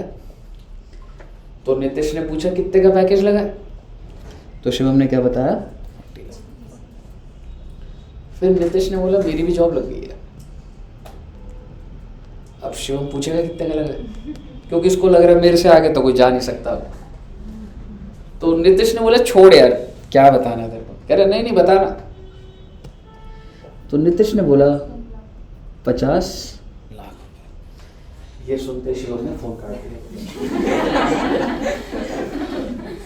तो कंपनी में बोलेगा ये क्या चल रहा है, 10 वाले को ज्यादा दे रहे हो मेरे को, हाँ ठीक है। तो नीतीश जी 50 लाख। मेरे को बताइए शिवम जी जो कि बहुत ही ज्यादा खुश थे, अब क्या हो जाएंगे बेटे, बताओ। AIR 1 भी दुख है बेटा, इतना लालच क्या करेगा यार पैसे। लेकिन अगर मैं आपको बोलूं, अच्छा शिवम जी को टैक्स किस इनकम पे देना पड़ेगा, क्या ही कर सकता है वो, सिलेक्शन तो होगी तेरी, 40 लाख की कमिट हो गई, बॉन्ड भर लिया तूने, 40 लाख ही है तेरा पैकेज, टैक्स किस पे देना पड़ेगा, 40 लाख पे। लेकिन अगर मैं बोलूं कि सरकार बोले कि शिवम जी आप झूठ बोल रहे हो, आपकी इनकम 40 लाख नहीं, आपकी इनकम 50 लाख है, आप झूठ बोल रहे हो, तो आपको टैक्स किस पे देना पड़ेगा? 50 लाख पे। आप मुझे बताइए, जो आंसू अभी तक निकले नहीं थे, रेड हो गए तो खून के आंसू हो गए। आप मुझे बताइए, ये जाती है, गलत है या नहीं है? कमा कितना रहेगी? पर सरकार क्या बोल रही है इनकम टैक्स कि तुम्हारा पीयर ग्रुप कितना कमा रहा है, तो तुम झूठ बोल रहे हो। आप मुझे बताइए, क्या रियलिटी में ऐसा होता है क्या? लेकिन हाउस प्रॉपर्टी में होता है ऐसा, सैलरी में नहीं होता ऐसा, सैलरी में नहीं होता ऐसा। शिवम को 40 लाख पे टैक्स देना है, लेकिन बेटे हाउस प्रॉपर्टी का फॉर्मूला देखिए, एक्सपेक्टेड रेंट।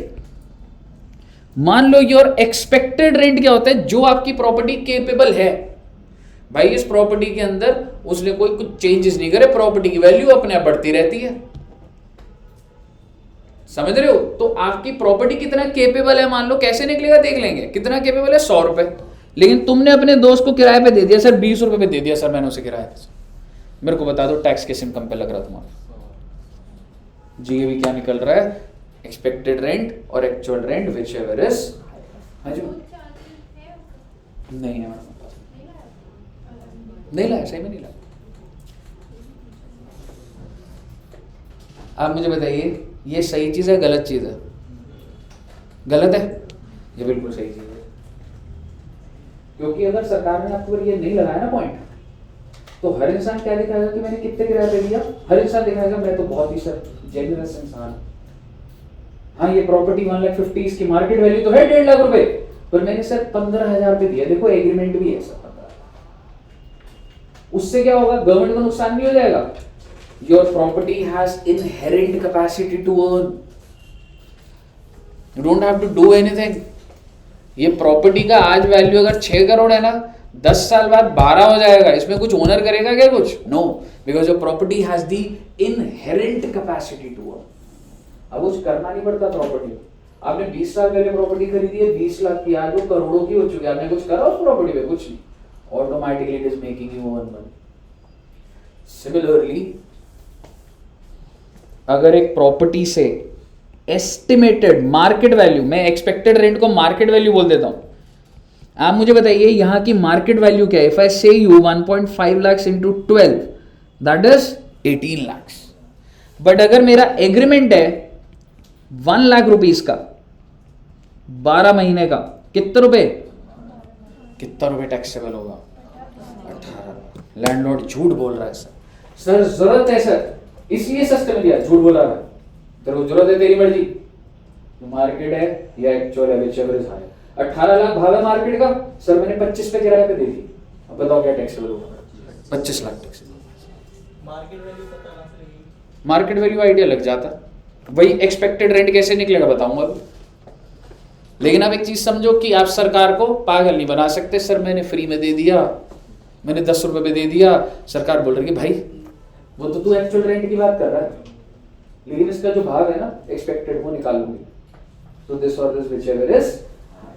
कहिए साहब, क्लियर है बच्चे? पहले आपको देख भाई, जो चीज अनअकाउंटेड है कैश में आ रहा है, जब तक छुपा हुआ है वो छुपी हुई है चीज, समझ रहे हो? अब मुद्दे की बात ये कि सर ये एक्सपेक्ट, बेटा एक पेज जो आपने छोड़ा है ना, आई मीन छोड़ा तो नहीं होगा, अभी फॉर्मेट बनना है, पर मेरे को तुम्हें एक्सपेक्टेड रेंट समझाना है। एक पेज जो भी बना रहे हो ना, टोटल एक पेज छोड़ देना, उसके नीचे लिखना। मैं इस फॉर्मेट पे दोबारा आऊंगा अभी, पर पहले वो टर्म्स डिसाइड करते हैं। ये जो फॉर्मेट चल रहा है ना, हाँ बस इसको छोड़ दो। आई मीन जैसे आपका ये फॉर्मेट में चला रहा हूँ ना, तो ये इतना मैंने छोड़ दिया और इसके नीचे लिख रहा हूँ।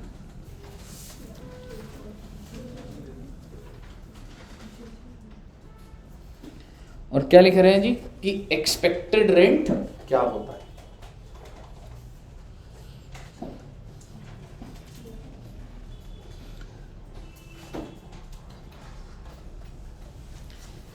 एक होता है जी म्युनिसिपल वैल्यू, एक होता है जी फेयर वैल्यू,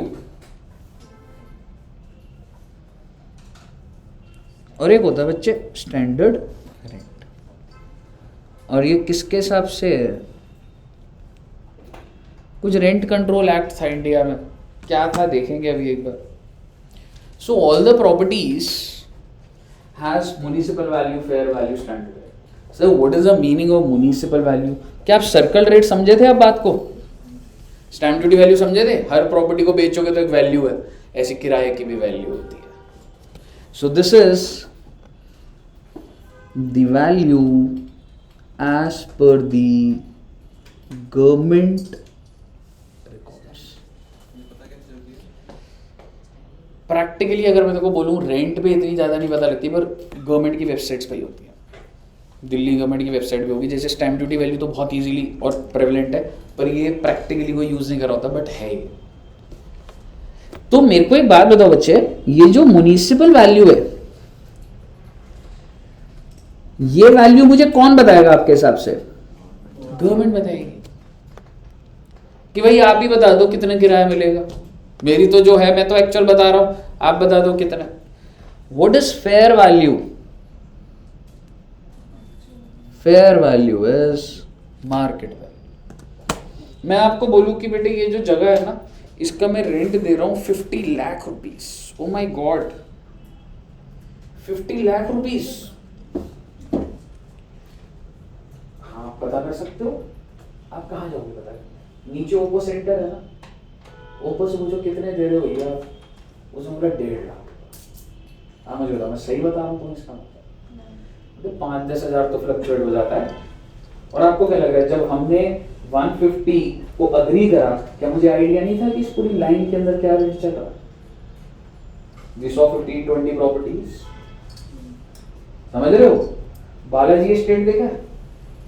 इसने देखा बालाजी एस्टेट? वो भी मैंने भी तो जगह देखा था पता। इसी लेन में और भी 10 जगह वो देखा है। नैवेद्यम देखा है, साउथ इंडियन जो है, उसके ऊपर भी फ्लोर थे, ठीक है। यहीं पे आगे जाके भी एक जगह दिखाया था। तो हमें मार्केट रेट पता लग जाता है ना। अगर आपको पता ही नहीं है, आप एक बात बताओ, आपको जगह चाहिए, मैं आपको बोलूँ 60 करोड़ की मैं बेचने को तैयार हूँ, आप डील कर लोगे मुझसे? आप बोलोगे 10 जगह और भी तो दिखा, तो अपने क्या नॉलेज से आपको मार्केट वैल्यू नहीं पता लग जाएगी?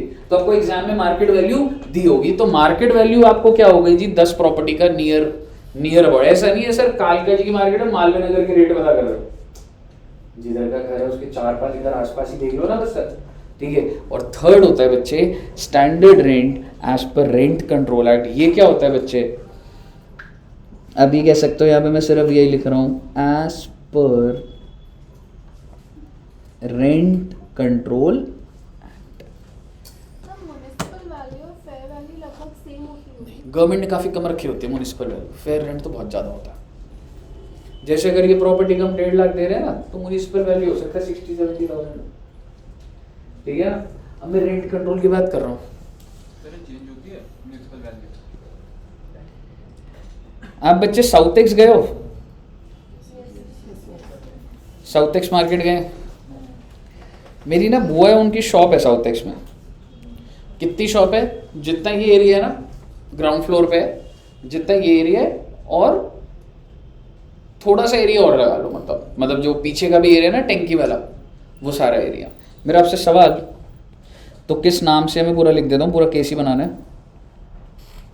उनकी ना आर्चीज की शॉप है, तो मान लो आर्चीज जाते हैं बच्चे,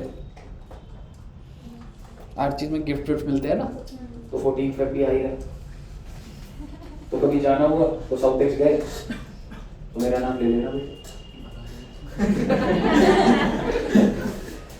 ठीक है। सो बेसिकली आर्चीज में उनके पास ना ये जो भी जगह है, तो वो रेंट पे करते हैं टू अ लैंडलॉर्ड। आप मेरे को बताइए कितना रेंट होगा उधर? तुम्हारी समझ क्या कहती है कितना रेंट होगा? उस प्रॉपर्टी की वैल्यू हो सकती है 4-5 करोड़ तो है, 5 करोड़ ऐसे तो है। कितना रेंट होगा मंथली? 1,20,000।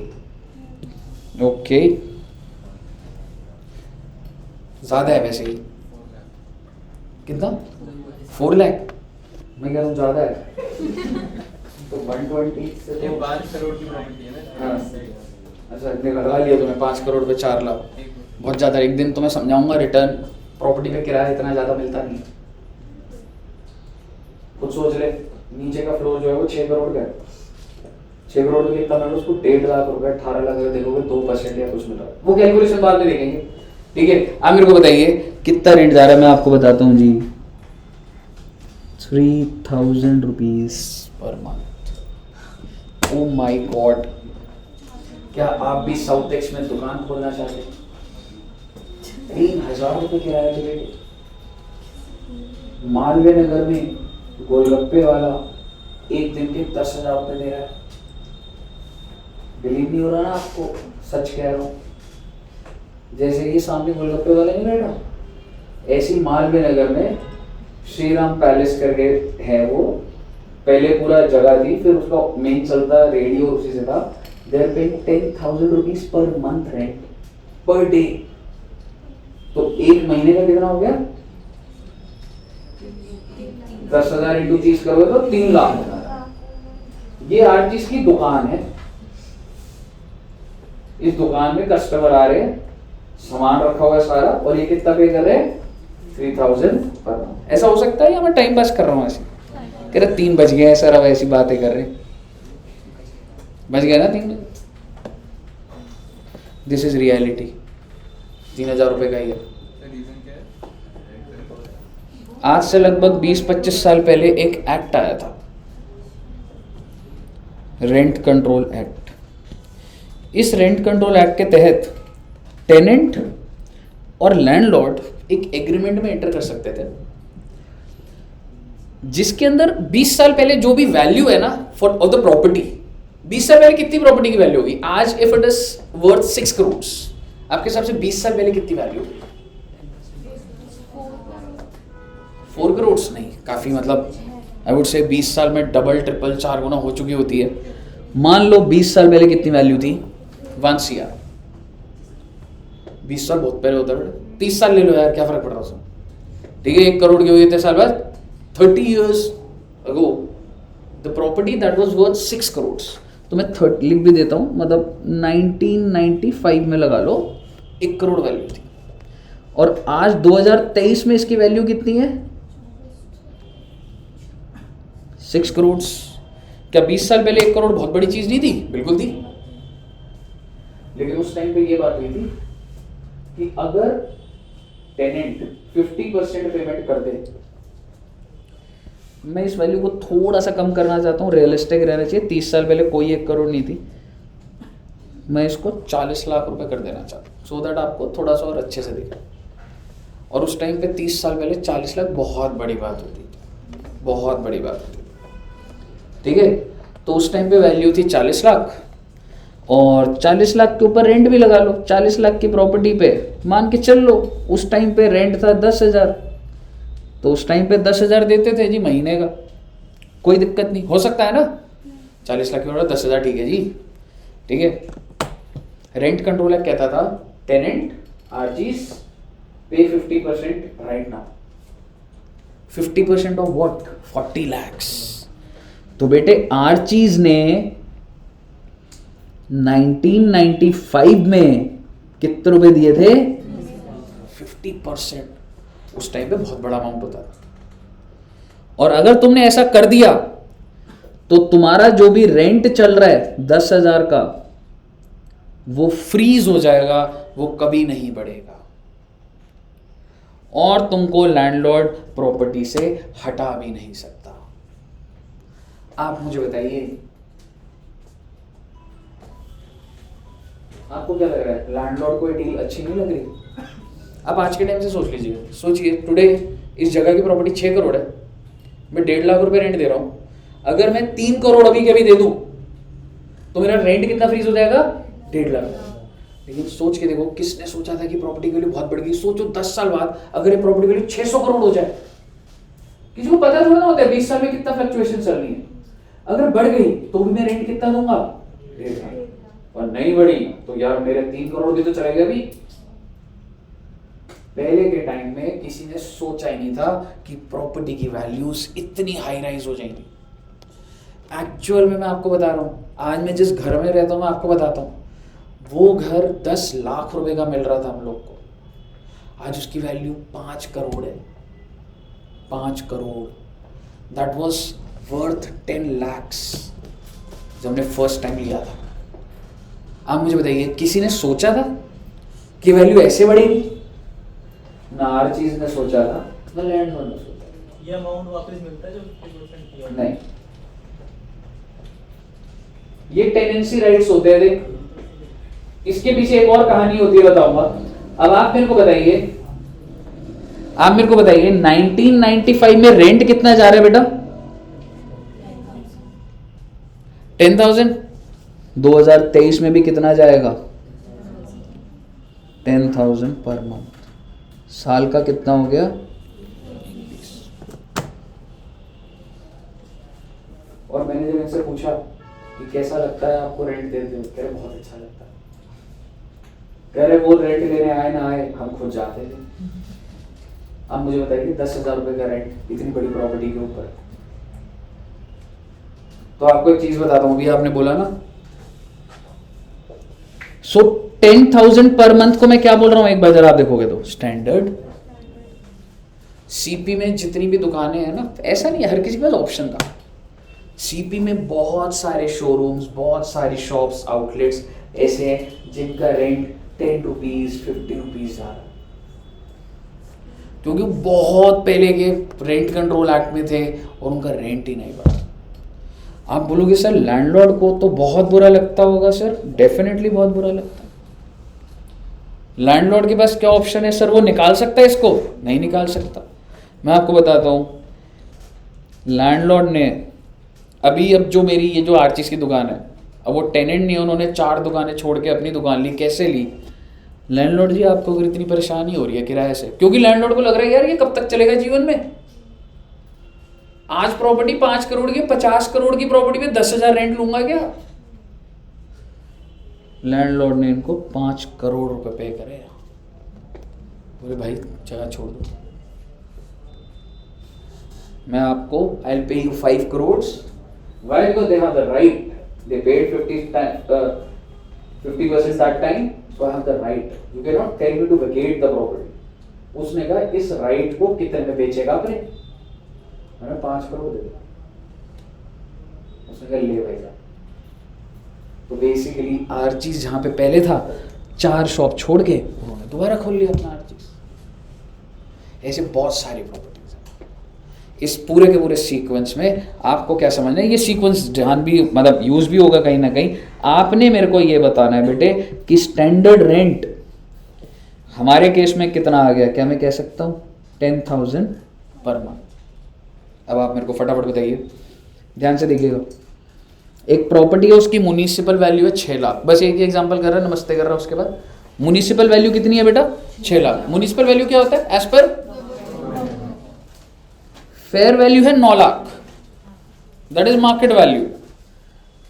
Standard rent 5 lakhs। मेरा आपसे सवाल, what is my expected rent? 5 lakhs। Why? Higher of municipal value और fair value.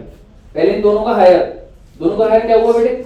9 lakh, but can not exceed standard. तो भैया आपका स्टैंडर्ड रेंट कितना आ गया? 5 लाख। और अगर मैं बोलूं मेरा एक्चुअल रेंट है 18 लाख, तो जीएवी क्या हो जाएगा? 18 lakhs, whichever is higher.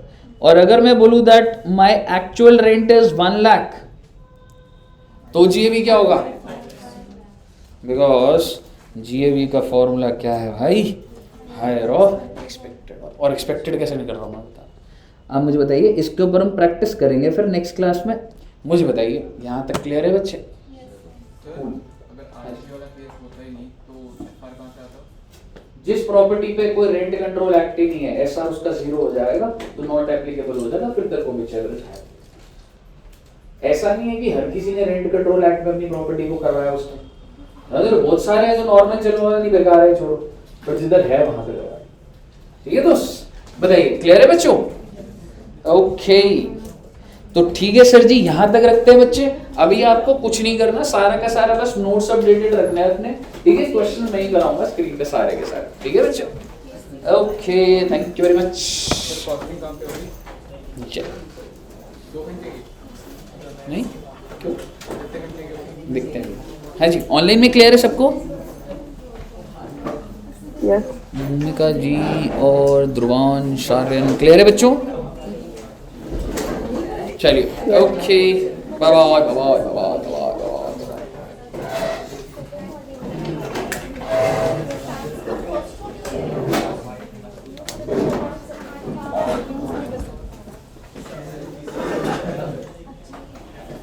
जो मैंने CS करना स्टार्ट हाँ जी बच्चों। Sorry, can you please explain to me about the standard rent? Standard rent is basically, this is the rent that is fixed as per the contract between these two. Okay. So the tenant and landlord can enter into a contract. Tenant has to pay 50% of the value of property immediately To landlord. to the landlord, and then the rent will be freezed. It cannot be increased. Okay. So, like if in 1995 there was a property whose value was 40 lakhs and rent was 10,000 per month. So if Archie's would have paid 20 lakhs to the landlord, then this rent is freezed. Okay. So today, 2023, even if the value of the property is 6 crores, but what is the rent? Rent is 10,000 per month. Even now, this one. Even now. As per the standard rate. Exactly. So this is the rent as per Rent Control Act is, or standard rent is 10,000. So this one, the contract, this is it set by the government or just the agreement between these two? These provisions are in this act, and you can say that as per government norms itself. Okay.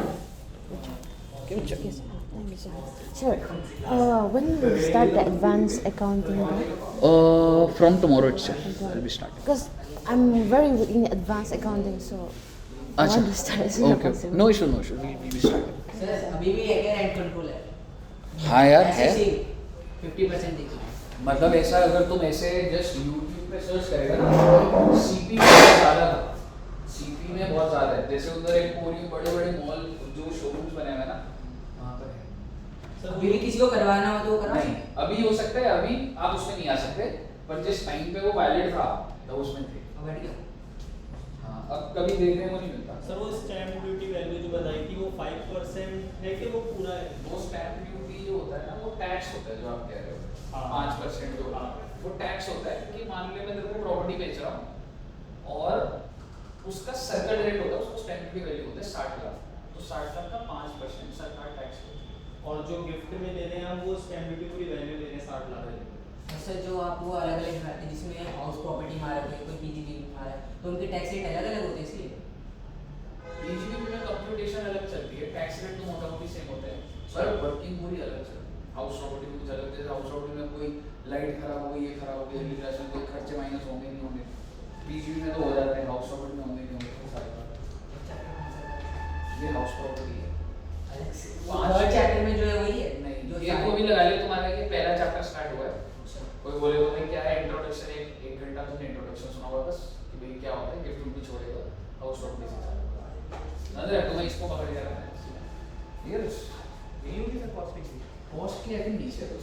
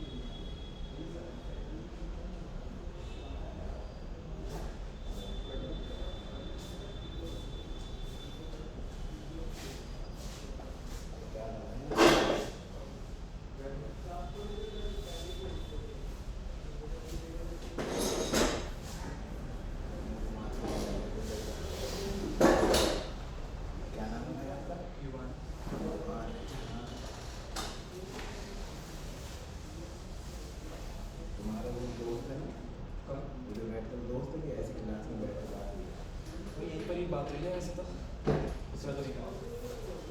उसका नाम क्या होगा? मुझे तुम्हारा लगा प्रकाश। अच्छा,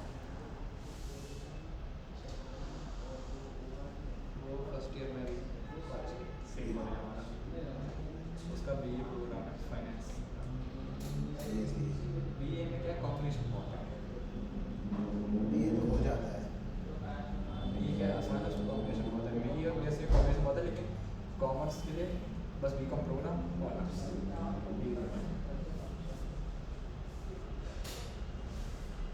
इससे पहले कोई बात नहीं। हाँ अच्छा, मैं तो लॉ में। मैं जिस दिन आया था फर्स्ट क्लास में मैथ में सर वो इक्वेशन वो अच्छा। इक्वालिटी पढ़ा रहे थे, अच्छा, वो क्लास से मैं कंटिन्यू आ रहा हूँ। अच्छा। मेरी जो सब उससे एक दिन पहले ही वो क्लास हुई हाँ सर, हुई थी ना, एक ही हुई है, अभी तक एक ही नहीं हुई है। हाँ ईगो की बस उतनी थी, आज होनी थी वैसे तो, आज हुई नहीं, लेकिन आज हो गई। तो बस एक ही दिन वो नहीं था, बाकी कंटिन्यू आ रहा हूँ।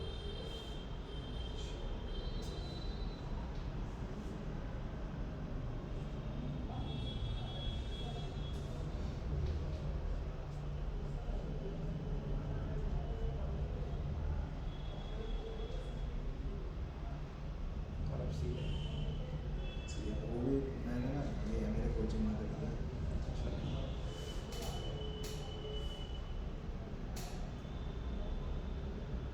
कौन पढ़ाते थे, ठीक है मतलब पढ़ाते थे, अभी हैं ये रोशनी नाम है इनका। जैसे मैं 10th के बाद मुझे जाना था, 11th 12th करना था मुझे जामिया। अच्छा, हाँ, क्योंकि अगर वो करता है इंसान स्कूल तो कॉलेज आसानी से मिल जाता है, तो मेरा वो निकला नहीं था और मैं उसी के चक्कर में बैठा था। तो वो उसका एग्ज़ाम हुआ जून जुलाई में, तो उसका रिजल्ट आया अगस्त सितंबर में, मैं बैठा पड़ा। गवर्नमेंट स्कूल के भी वो बंद हो गए, अब मैं करूँ तो करूँ क्या। फिर जैसे तैसे पैसे ले दे के एक मेरे मतलब जिस एरिया में मैं रहता हूँ वहाँ पे राज मॉडर्न स्कूल नाम है, उसमें मतलब नवंबर में जाके एडमिशन हुआ मेरा। सोच लो 11th का, बस 2-3 महीने बचे हैं, 11th में था फिर 12th से आ गया। तो ऐसे एडमिशन हुआ, उसमें मेरे लगे 40,000 एक्स्ट्रा, क्योंकि मैं इतना लेट गया था एडमिशन कराने। तो वो सब होने के बाद फिर इनसे मेरे दोस्त ने इनसे कांटेक्ट कराया कि ये भैया हैं मेरे गली में अकाउंट बढ़ाते हैं, उनके पास गया। मैंने अकाउंट की तो किताब देखी हो कितनी मोटी 11th की, मैं गया अकाउंट से तो बेस ही बना है। हाँ, वो बेस है पूरा। हाँ, मैं गया, मैं कह रहा यार आज तक तो मैं कभी फेल नहीं हुआ, पास तो हो गए सब, मैं लग रहा फेल हो जाऊँगा।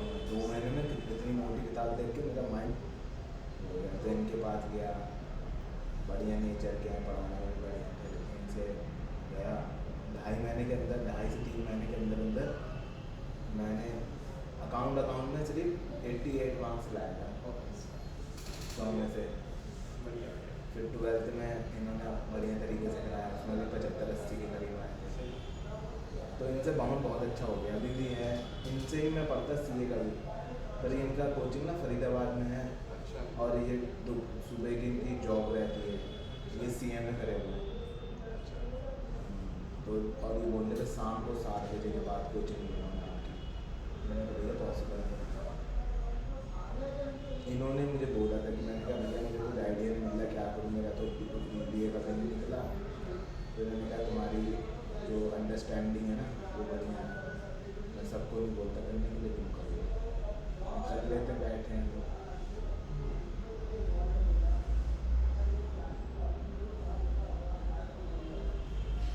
अकाउंट जैसे तैसे निकाल दिया।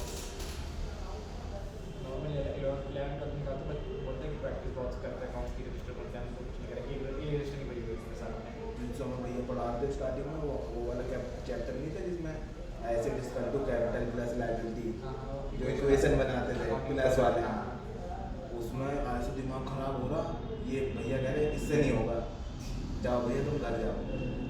तो पता नहीं क्या वो होता नहीं है, अगर कोई सर बेइज्जती मार देता है तो एक लग जाती है बात कि अब भाई करके दिखाऊंगा मैं, है ना, होता नहीं है ऐसा। तो मैंने भाई कर दिया। मैं अगले दिन गया, भैया ने क्वेश्चन दिए 5 में से 1 या 2 हो गए। भैया ने कहा चलो कोई नहीं इम्प्रूवमेंट आया करो। फिर 2-3 दिन बाद थोड़ा पकड़ बनी। मेरे दोस्त यार कर ले रहे, बल्कि वो मेरे से भी डर गए, वो कर ले रहे, मैं नहीं कर रहा, मैं कह रहा समझ क्या कर रहा है तू। फिर मैंने धीरे धीरे कर करके कर लिया। बल्कि स्कूल वाले पता क्या कह रहे थे, स्कूल की क्लास टीचर कह रही जब नंबर दे रही ना मेरे, बोले मुझे लग रहा है ये भी एक लोफर आ गया मेरी क्लास में, क्योंकि 3 महीने में बहुत सारा इसे एडमिशन कराना, कोई लोफर ही होगा या ऐरा गहरा होगा। फिर उन्होंने मार्क्स देखा, उन्होंने कहा नहीं अच्छा है, मैंने कहा अच्छा है, सही में अच्छा नहीं अच्छा होगा तो कॉलेज में जाता बढ़िया है।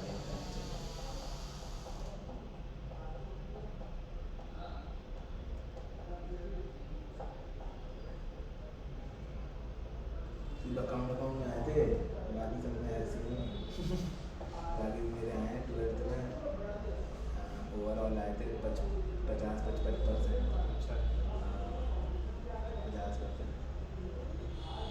तब भैया ने कहा तुम्हारी तरह इतनी अच्छी अकाउंट है, मुझे नजर ना लग जाए।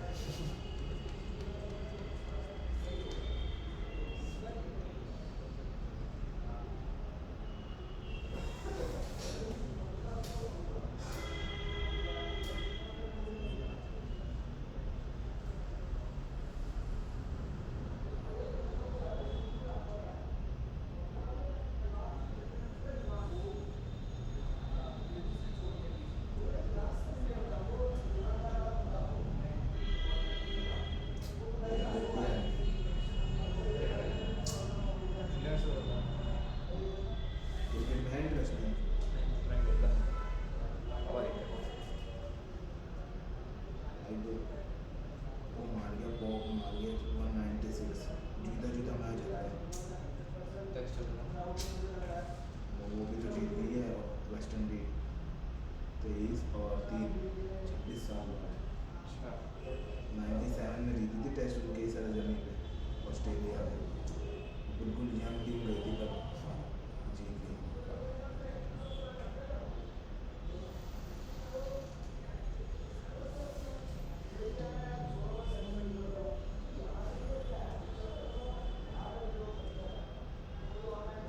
कॉमर्स बताओ क्या करी थी विद मैथी मैंने इसलिए ली थी कि ड्यू का कॉलेज मिल जाए, क्योंकि उसमें BBA जरूरी है ना, BBA के लिए मैथ जरूरी कंपलसरी। अप्लाई करेंगे या फिर रेगुलर CUT ओपन के लिए थोड़ी है। मैथ की मेरा ड्रीम में कॉलेज पता है कौन कौन था? था? सही सुखदेव, नाम सुना? सोच लो फिर, बहुत हो गया दूर की छोड़ो भाई, रात को सी के सपने आते थे जब मैंने एक सेटअप माइंड रखा ना कि मुझे अब ये कॉलेज में जाना है। 1 साल मैंने ड्रॉप आउट लिया, पेपर देने इसका पता कहाँ गया अच्छा था? हाँ अभी आता है BBA FIA था ना हाँ एक वो भी है, और एक BBA जर्नल था, और एक और था BBA फाइनेंस एंड बैंकिंग था, 3 थे।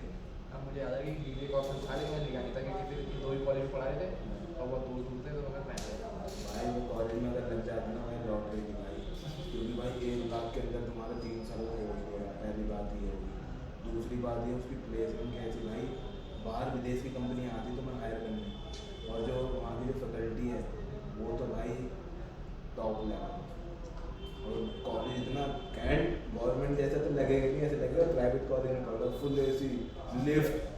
भाई गवर्नमेंट कॉलेज में कहाँ इतनी फैसिलिटी होती है, पंखा भी ना दे, सारे इतने हरामी होते हैं, वो AC तक दे रहे हैं। ऐसा लगता है जब मैं गया ना पहली बार, मेरी ये वजह है कि अगर तुम्हें ऐसे कॉलेज में चाहिए होता तो 100 भी चाहिए होती है अरे भाई वही तो दिक्कत थी, भाई दिमाग खराब गंदा वाला।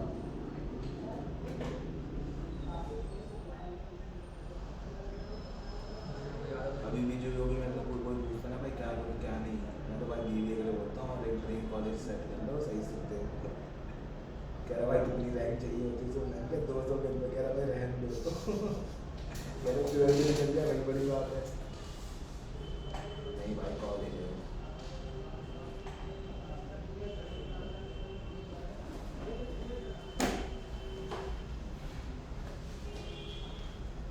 सो सही चलेगा टाइम हाँ 2 to 5:30 कुछ टाइम भी रिजल्ट तक होगा उसका पेपर साल पूरा क्या टाइम हो गया यार? 3:30 है ना? चलो आता हूँ यार 5 मिनट।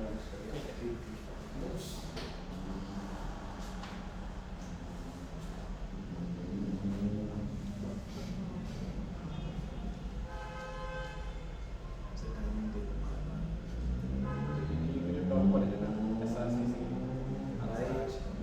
सब में ऐसे वो बीकॉम के लिए है, ये मानता हूँ बीकॉम के लिए टॉप है। हाँ वो टॉप है, ये मानता हूँ। पर बीबीए के ऑल ओवर इंडिया में, चाहे प्राइवेट से कंपैरिजन कर लो चाहे ऑल ओवर इंडिया की बात कर रहा हूँ मैं, एक बैंगलोर में एक कॉलेज है, नहीं तो यही सही सुनते, इन दोनों में टक्कर चलती है, कभी ये हो जाता है ऊपर तो कभी बैंगलोर वाला कॉलेज हो जाता है बस। तो सोचो भाई, ऑल ओवर इंडिया की बात कर रहा हूँ, दिल्ली की नहीं, वो इस लेवल का वहाँ पे पढ़ाई है सही सुनते। एक बार तो मैं गया भी कॉलेज, अच्छा हाँ इंक्वायरी के लिए गया था, मैंने क्या कोई बात बन जाए, सेटलमेंट हो जाए, बात की बनी। उसमें भाई बहुत हाई लेवल वाला वो चाहिए होता है पावर। अगर तुम्हारा नहीं निकलता है तो ये या तो नगर निगम हो कोई, उसकी साइन हो, या तो IPS हो कोई, या कोई CM का लॉन्डे या उनके चेले चपाटे तुम्हारी कॉन्टैक्ट हो, तब तो ऐसे जैसे कॉलेजों में होता है, क्योंकि वो पता है किससे कॉन्टैक्ट में होते हैं, दिल्ली गवर्नमेंट के कॉन्टैक्ट में होते हैं। जो तुम्हारा नाम आएगा ना वही बच्चे एडमिशन होंगे मात्र, ये नहीं कि तुम डोनेशन से चले जाओगे। बहुत गंदा सीन है भाई, मैंने बहुत फोर्स लगाया, बहुत।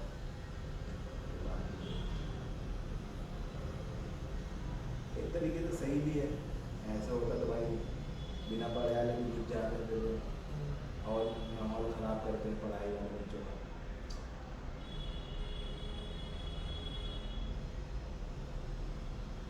चलो हम लोग CA में SME में बस पास हो जाओ, बन गए, तो कंपटीशन नहीं होता, बस पास होना पड़ता है यहाँ पर। तो पास ही मुझे बड़ी बड़ी बात है, देखो भाई निकलना है कि नहीं निकलना है, नहीं तो मैं ऐसे ही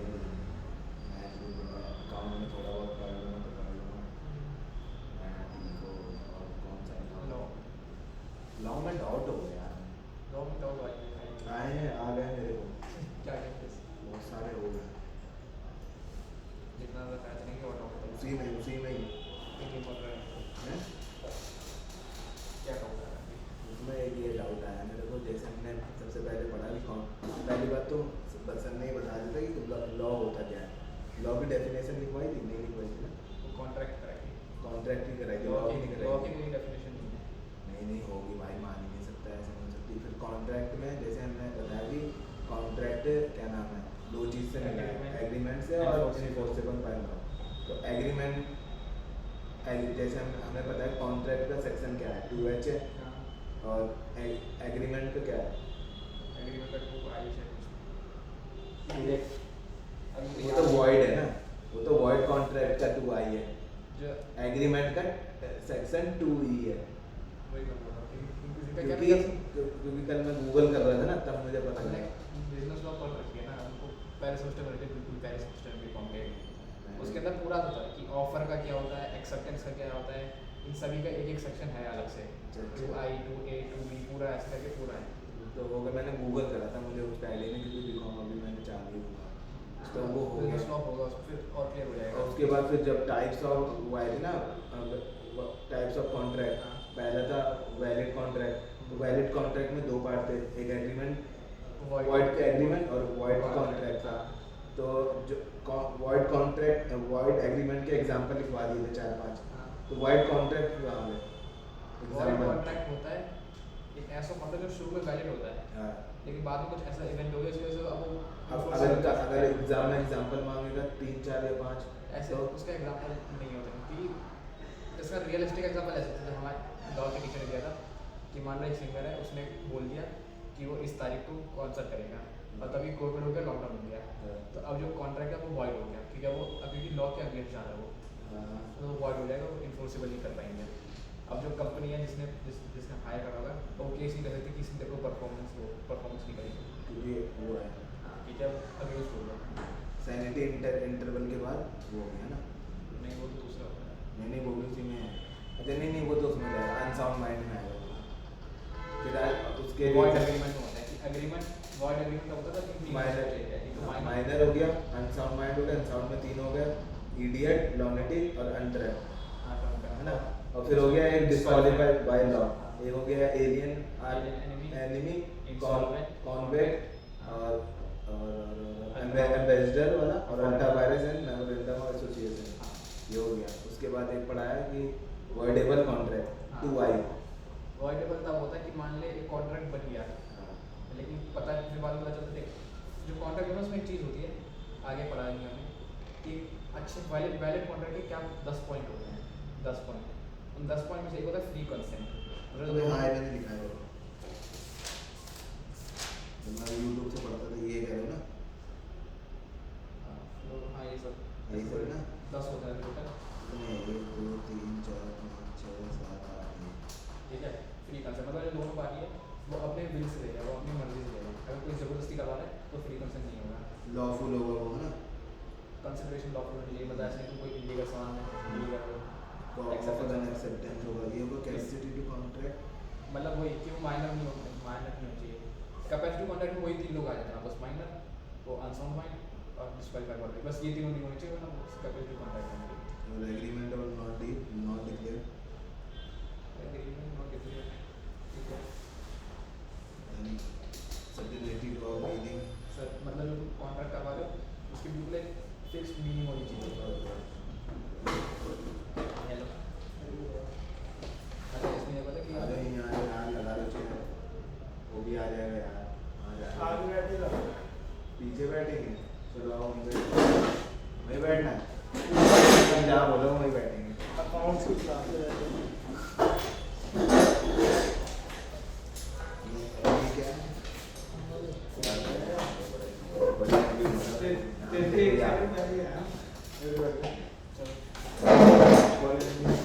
इधर बैठे तो उधर ही बैठते हैं फिर। आओ उधर ही बैठते हैं। छेद लगा क्या ना अरे आजा भाई, ना आलस मत करेगी इसकी बात। मैं तो साथ सुन रहा और तू उधर चल भाई निकल कर तो सब सुन इधर आओ। आजा यार, अबे आजा अभी रुक जा। अभी आया क्या? अभी चल हां अबे कहता हूं जैसे तू आया तो एक सेकंड पहले बस बैठ हो मैं भाई नाम बोले तुम्हारा क्या है? जतिन क्या भाई, जतिन कहाँ है? क्या भाई पता नहीं। पहले इतने का मैंने क्लास में उनने का हुआ आजा यार, चारों लोग दो ग्रुप में बांट रहे हैं। अबे तू इधर आ जा, चेयर लगा के इधर ही आ जाएगा। अबे मैं ही तो समझ नहीं रहा बीच में मैं नहीं रह सकता। अकाउंट्स की क्लास है, मुझे पता ही नहीं है। कोई सी क्लास है बीच में कौन बैठते हैं? पहले मैं पीछे बैठा था, स्कूल क्लास में बैठा था बीच में। मैं भाई इधर बैठा था, तेरे बेस्ट फ्रेंड ने बुला के वहां पे लगाया। बेस्ट फ्रेंड मैं झूठे थे दूसरा क्यों बनाया नहीं? नंबर एक्सचेंज में बेस्ट फ्रेंड मैंने बना दिया यार। दोस्त नहीं है बेस्ट फ्रेंड, क्या बात है समझ। बेस्ट फ्रेंड तो किसी और को बनाया है। अरे यार ऐसे नहीं बोलते। तो कॉलेज जाना होता है पर जाती नहीं है। हाँ तो वही तो कह रहा हूँ कि 1-2 दिन गया होगा, देखा यही है, छाट लिया, ला नंबर ला दे। यार फीस अच्छी नहीं है सारी। अबे जूनियर्स को लाएंगे मेरे से। जूनियर्स को लाने का फायदा होता है भाई। अभी ये कब के चलते सबसे लेते तो बाकी नहीं है। सर नहीं आए क्या? पता नहीं, शायद उस दिन की तरह लेट ना हो। सर भी बोलता है टेक इट ऑन नहीं। अरे मैं पता क्या, मुझे लगा कि 3 बजे ग्राउंड में भगते आ रहा, 3:07 पे आ गया मैं। तो मैं टाइम देख रहा, मैंने क्या क्लास में मुझे क्या हो गया? 3:30 दिखाई है मैं देखा 3:30 है। मैंने कहा भाई मुझे खोल के देखा, मैंने कहा मैंने देख बैठे क्लास होगा उस दिन की तरह 3 बजे आके बैठा। तो मैं आज बैठ गया, मैंने कहा आपसे टाइम देख के आऊंगा। कैसे मेरी क्लास? और पता है मैं सीढ़ियां चढ़ रहा हूँ, फर्स्ट फ्लोर पे हूँ, मैं मैनेज कर गया। तुम आ रहे हो क्या? मैंने कहा वापस लौट जाऊँ क्या? मेरे पे भी कॉल आया, मेरे पे कह रहे कि आपकी इंक्वायरी आई थी। मैंने कहा है अभी तो क्लास ले रहे हो इतनी सारी। मैंने कहा मैं समीर बोल रहा, कह रही अच्छा आ जाओ बना लो। मैं नीचे जाते राइट पड़ गया, उधर बच्चे आ गए मेरे सामने। मुझे लगा ये तो मेरे लिए तो भी मैच खोल नहीं सकते थे, बच्चे आएंगे मेरे बैच में। क्लास आ गया मेरे ऊपर ये जो ऊपर ठीक है भारी बना दे इससे पार्टी वाली एक पूल में बना दो बाहर साढ़े पे अंदर कम होते भारी होते दो तीन सीन मंगा लेते दृष्टिकोण से लाया एमएसआर आइडेंटिटी किट वाला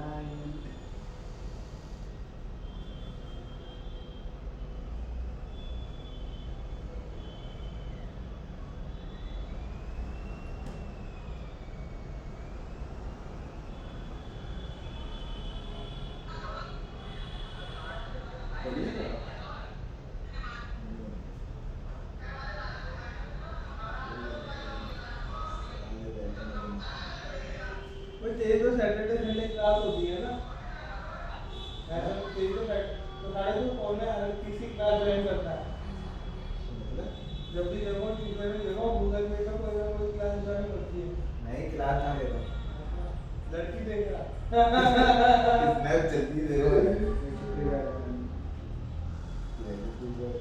तुम दे दो ना मुझे कि तुमने लाइक दे दो ना चूतिया होते थे लाइक दे दो अबे नहीं इसका नाम नहीं है ना कृष्णपुर उसको शफल किया है उसको किया है भाई इसका है ना चैनल ये है पूरा पहले पर कोई वीडियो बना ना दोस्त बनाओ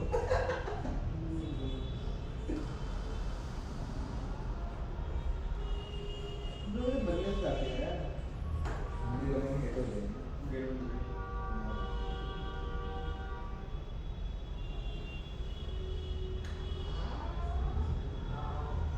भाई तो अपने आप को ला अंदर ही में लो वजन लगाने पड़ेंगे ना फिर बहुत है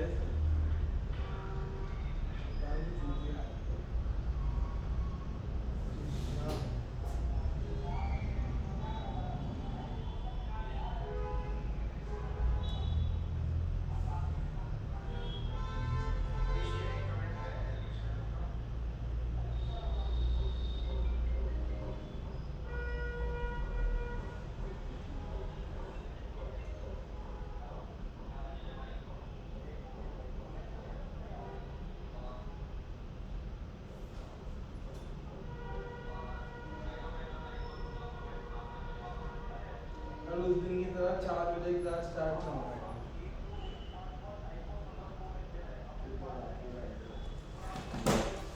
मौसम कैसा वहाँ का बहुत ठंडा है बर्फ बर्फ गिरती है वो कैसे दिखा दो लाइट का कैसे कैसे गिरती है भगवान बर्फ गिरती है लाइट को ऐसी नहीं है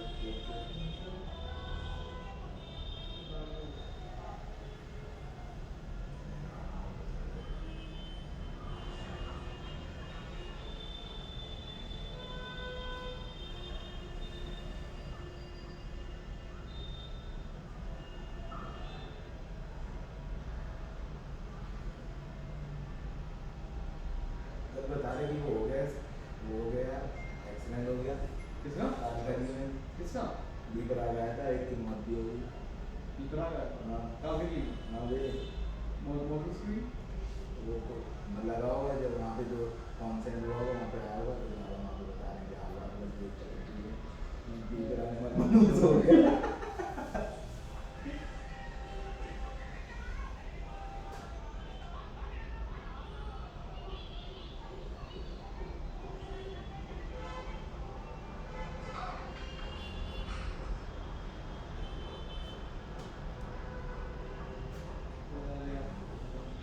रोज डेस्क से गया था रोज काम से गया टोटल अमाउंट 11,880 मैं रशियन आ गई हूँ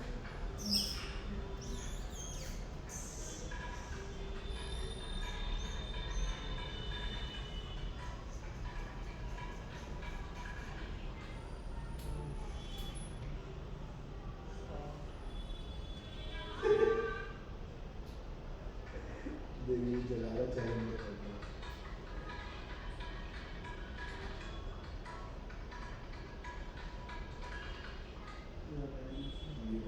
ये लोग कुछ नहीं बोलते सही है तो मैं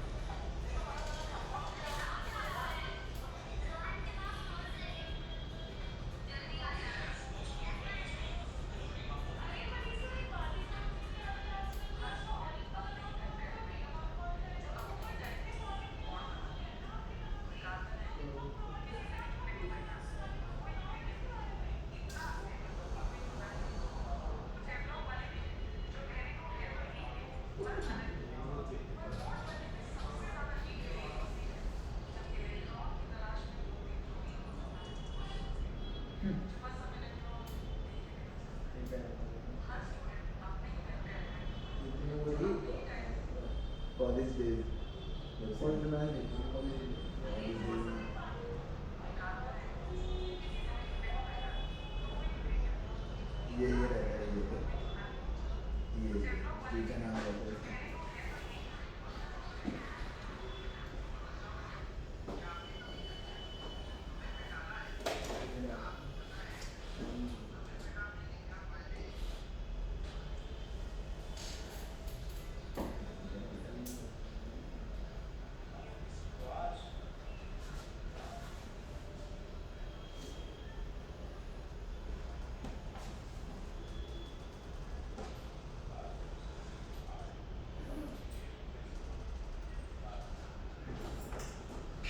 Hello, sir. Good afternoon.